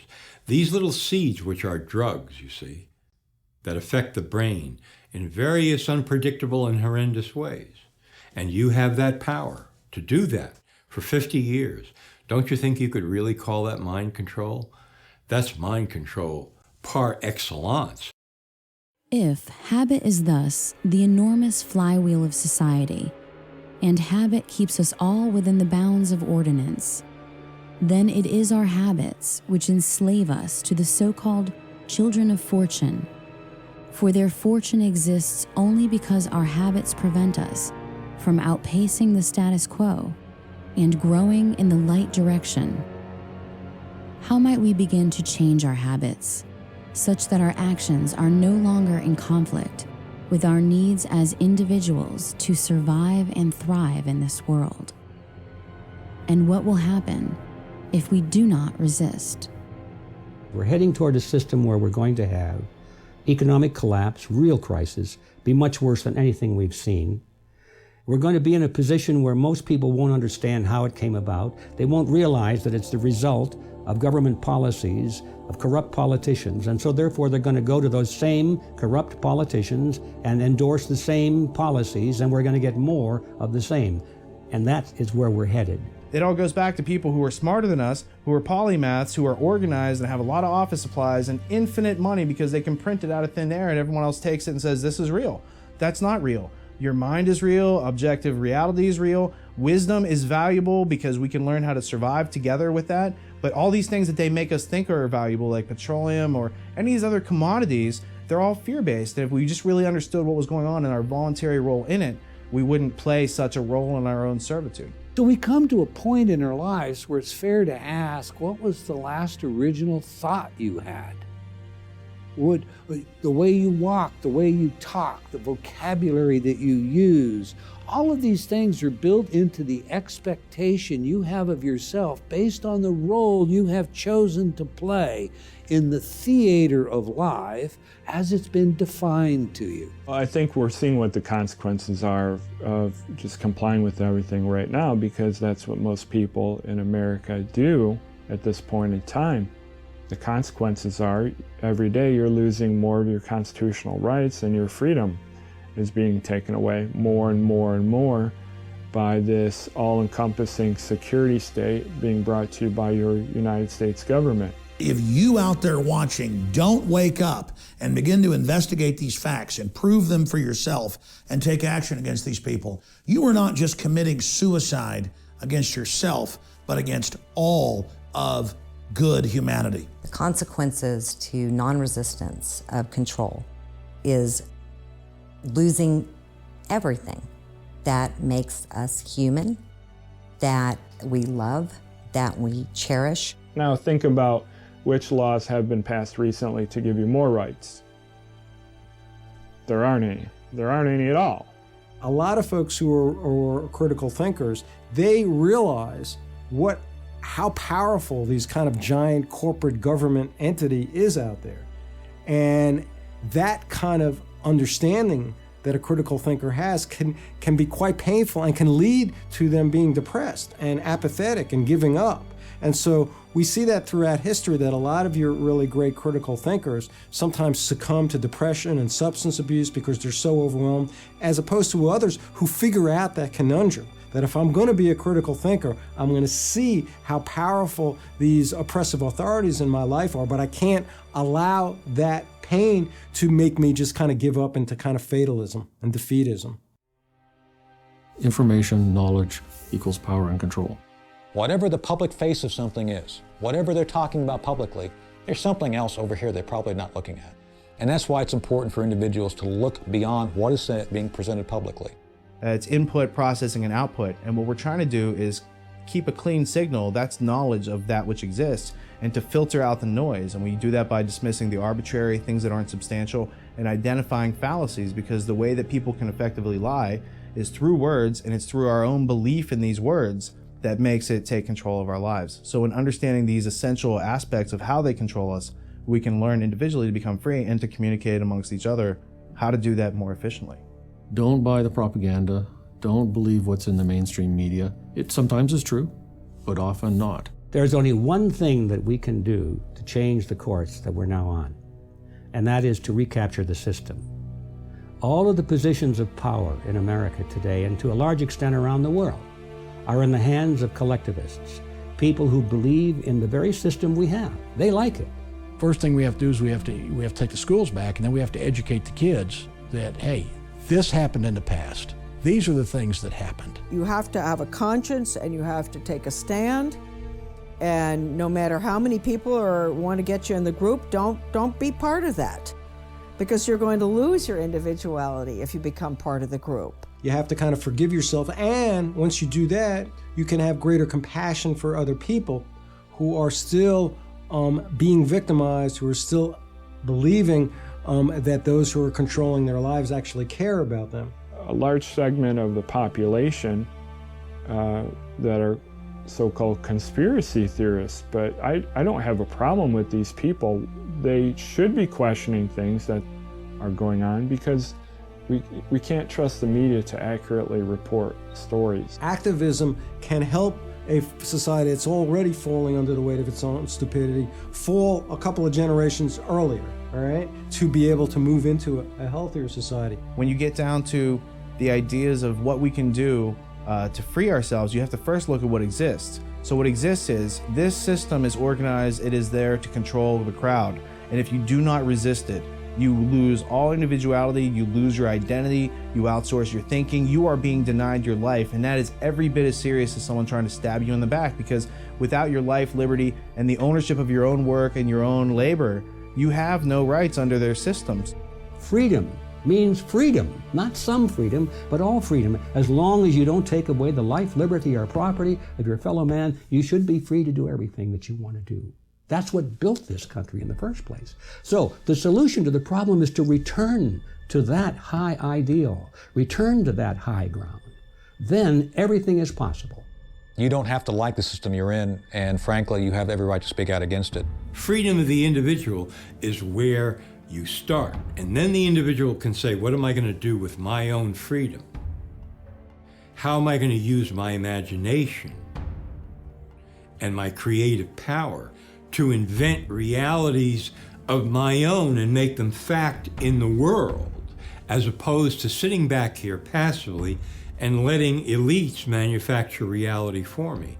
Humanity is worth resisting this, and if you don't stand up against these diabolical globalists, you are turning our species and our entire history and our entire future over to these people. You're betraying our ancestors who fought against incredible odds so that we might have some basic freedoms. And you're betraying yourself, your children, your family, and all future human generations. We can't turn our species over to total darkness. We can't turn our species over to people who love to hurt innocence and who hate beauty. We must resist the New World Order. We must free our minds and awaken the human spirit. It is time for the sleeping giant that is humanity to awaken.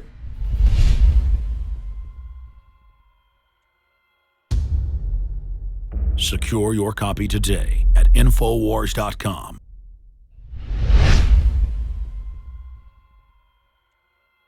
Again, that concludes the premiere of State of Mind here on InfoWars Nightly News. This will be archived at prisonplanet.tv for subscribers, and we're also going to post it on the Alex Jones channel on YouTube. But as much as they censor that, who knows if we'll even have a YouTube next week. It's getting crazy. So it's very important, so we can also make future films, to get State of Mind, The Psychology of Control, on DVD or Blu-ray at InfoWarsStore.com, so you can show this to your friends and family.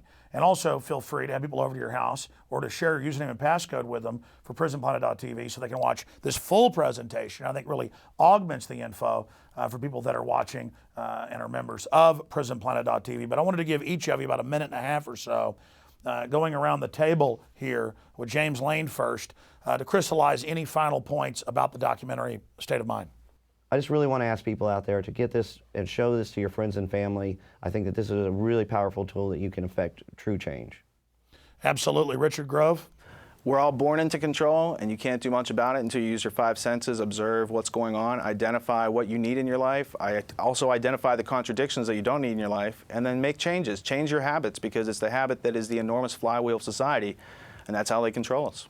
The thing that I want to ask everyone is, stop accepting what the establishment is force-feeding down your throat through school and your job and everywhere else. Start questioning everything.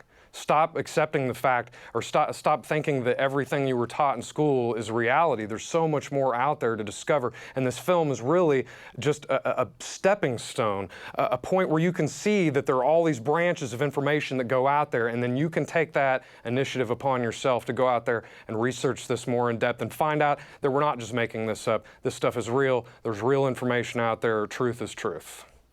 Chris Emery. I would suggest tomorrow, call the cable company, cut off your cable service. Shut your TV off, read more, spend more time with your family, and get out and find out what's really going on. Don't let the media control your life. That's right. Don't consume globalist propaganda media. Analyze it when you have to, but produce your own media. Make your own art. Be creative. Use your imagination. Get outside the box. And stand up against the globalists, because we know they're bad guys. People out there, you're good guys. You're good men and women out there. You care about humanity. Well, stand up and be a leader. And it starts little, but we're going to be able to change the world by all of us doing little things. Going back to James Lane in closing, we're going to show back-to-back some clips here of some of the things that hit the cutting room floor, not because they weren't powerful, because, as you said, the film just couldn't be 10 hours long. Tell us about a few of these clips we're about to see here in closing with the documentary film and extras of State of Mind. Well, we got a few clips here. We got one from Anthony Schaefer. He had so much information that we just couldn't put in the film. Douglas Valentine, he's actually going to be speaking about a story from whenever he was a child, where that really woke him up to how authority is just accepted. And some other clips as well. Yes, absolutely. All right, and we'll end it with these clips back to back here in a moment. I just want to say great job to all of you. Fabulous job. And, Chris, I think I've known you like 10 years. And you guys have known a couple years now, and just getting to know you guys. Very, very exciting what you've done. And it's good to see independent filmmakers out of the gates in just the last few years put out 2 great films. So we salute everybody involved there with Free Mind Films. And I hope that all of you will support what they've done and the InfoWar by getting it on DVD and Blu-ray at InfoWarsStore.com, the exclusive distributor online of these documentary films. And so here are some of the clips from the film that did not make the final cut. And then we'll see you back tomorrow night, Lord willing, on the Thursday edition of InfoWars Nightly News.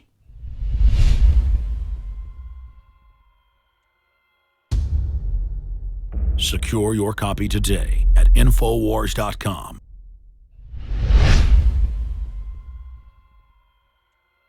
Secret society, people think, oh, they don't exist anymore, do they? Well, they do, and Quigley wrote about them.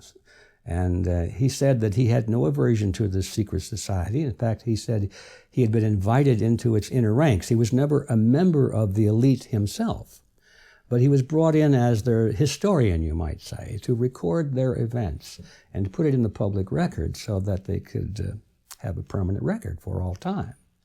And he said he was invited into the group, and he was able to examine their private records. And then he said, I have no aversion to it or its goals or its policies. He said, the only thing I disagree with is that they hope to remain secret. Most wars in modern history are fought for the enhancement of power and wealth on the part of the elites that run those governments. They want to expand their influence. They want greater dominance. Maybe they want the natural resources. In other words, they're not for reasons that we have been told. It's a fact of life. And there's no clearer example of that, I believe, than in World War I and, of course, in World War II. But the question around was World War I. The American people at that time were very complacent about the war going on in Europe. It was a war between, Germany and France and England. Okay, I'm sorry about that, but leave us out of it. We declared our neutrality and everything, and we just said, we hope you guys work it out real soon, which is the way we're supposed to be, There was no particular national interest on our part to be involved in that war. We weren't that threat. And besides, according to our Constitution, the only purpose of our government was to protect us to protect our lives, our liberty, and our property. If it didn't touch in those areas, we're out of it because the Constitution forbids that power to the government. Anyway, that's how the American scene was at that time. And people in finance and in government really had a different point of view because, you see, J.P. Morgan at that time was the bond broker for the British bonds. The British government was trying to raise money in addition to taxes. They were borrowing it through bonds, so they were issuing bonds. And J.P. Morgan was given the franchise to sell those bonds in America. And he sold a lot of them. Advertisers have done is they've looked at Freud and psychology.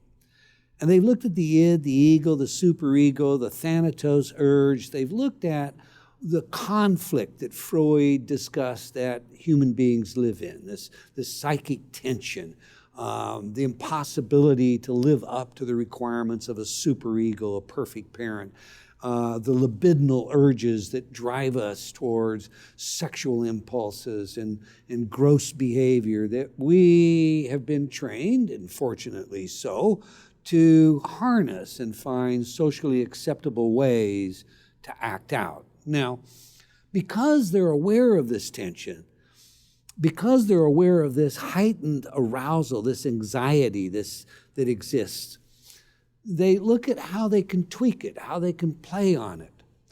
If, for example, I can cause an arousal and associate that arousal with a product, just as with Pavlovian conditioning, you're more likely to remember that product, especially if I have repetition in it. I've learned in my life that what really matters is helping other human beings. And when I help somebody, I get that feedback that says, your life matters. This day mattered. You're here, and it's good you're here. And that is a self-actualizing principle. To appreciate it, in my view, you have to first understand who you are, break free from this manipulation, stop the cycle that we all get caught in, and convolute the model. Convolute the model instead of looking, what is it that I can get? Maybe think back to Kennedy's words. It's what you can give. Don't ask what you can get from your country, but what you can give to your country.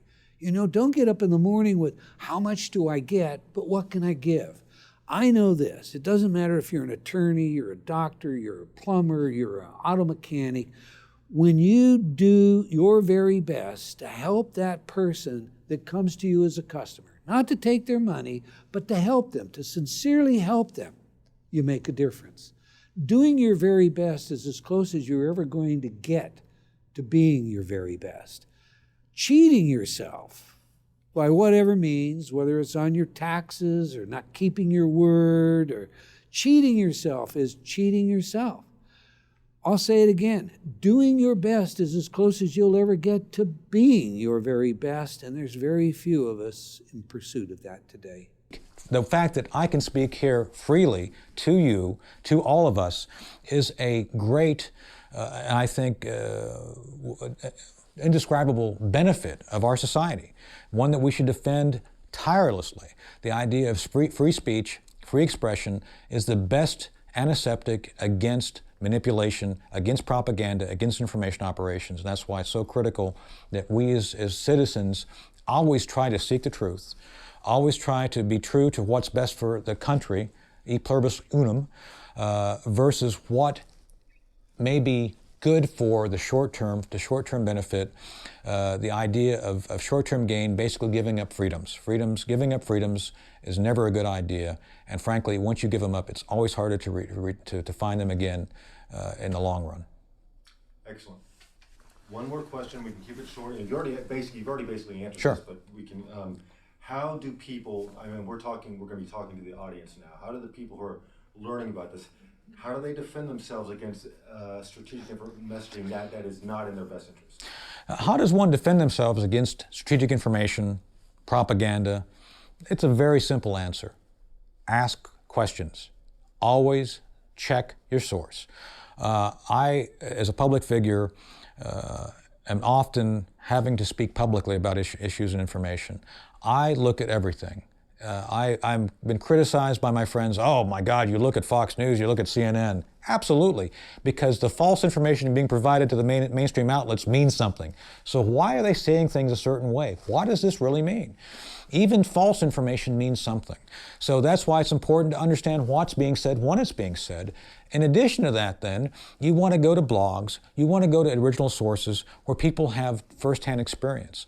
And you got to combine all of these things to understand the world. The world is a complex entity. Frankly, one of the things which has happened that goes beyond, say, 2,000 years ago is the level and scope and availability of information. We are inundated with information. That's why it's even more important for individuals to sort through it as rapidly as possible, to seek the truth.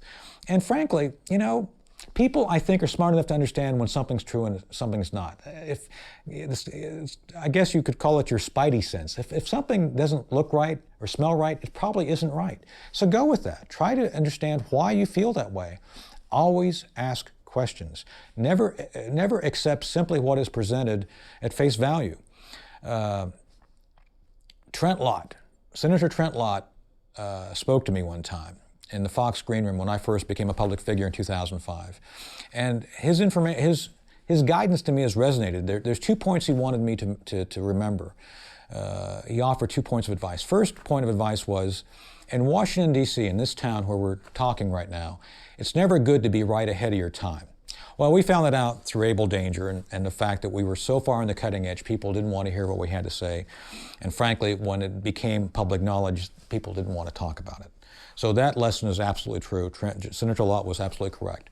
The second lesson he taught me, and this is something that I'm still learning today, he advised me that whatever they're talking about publicly, whatever the issue is in the news, whatever the information is about that topic, it's really about something else entirely. And I believe that to be true. Whatever the public face of something is, whatever they're talking about publicly, there's something else over here they're probably not looking at.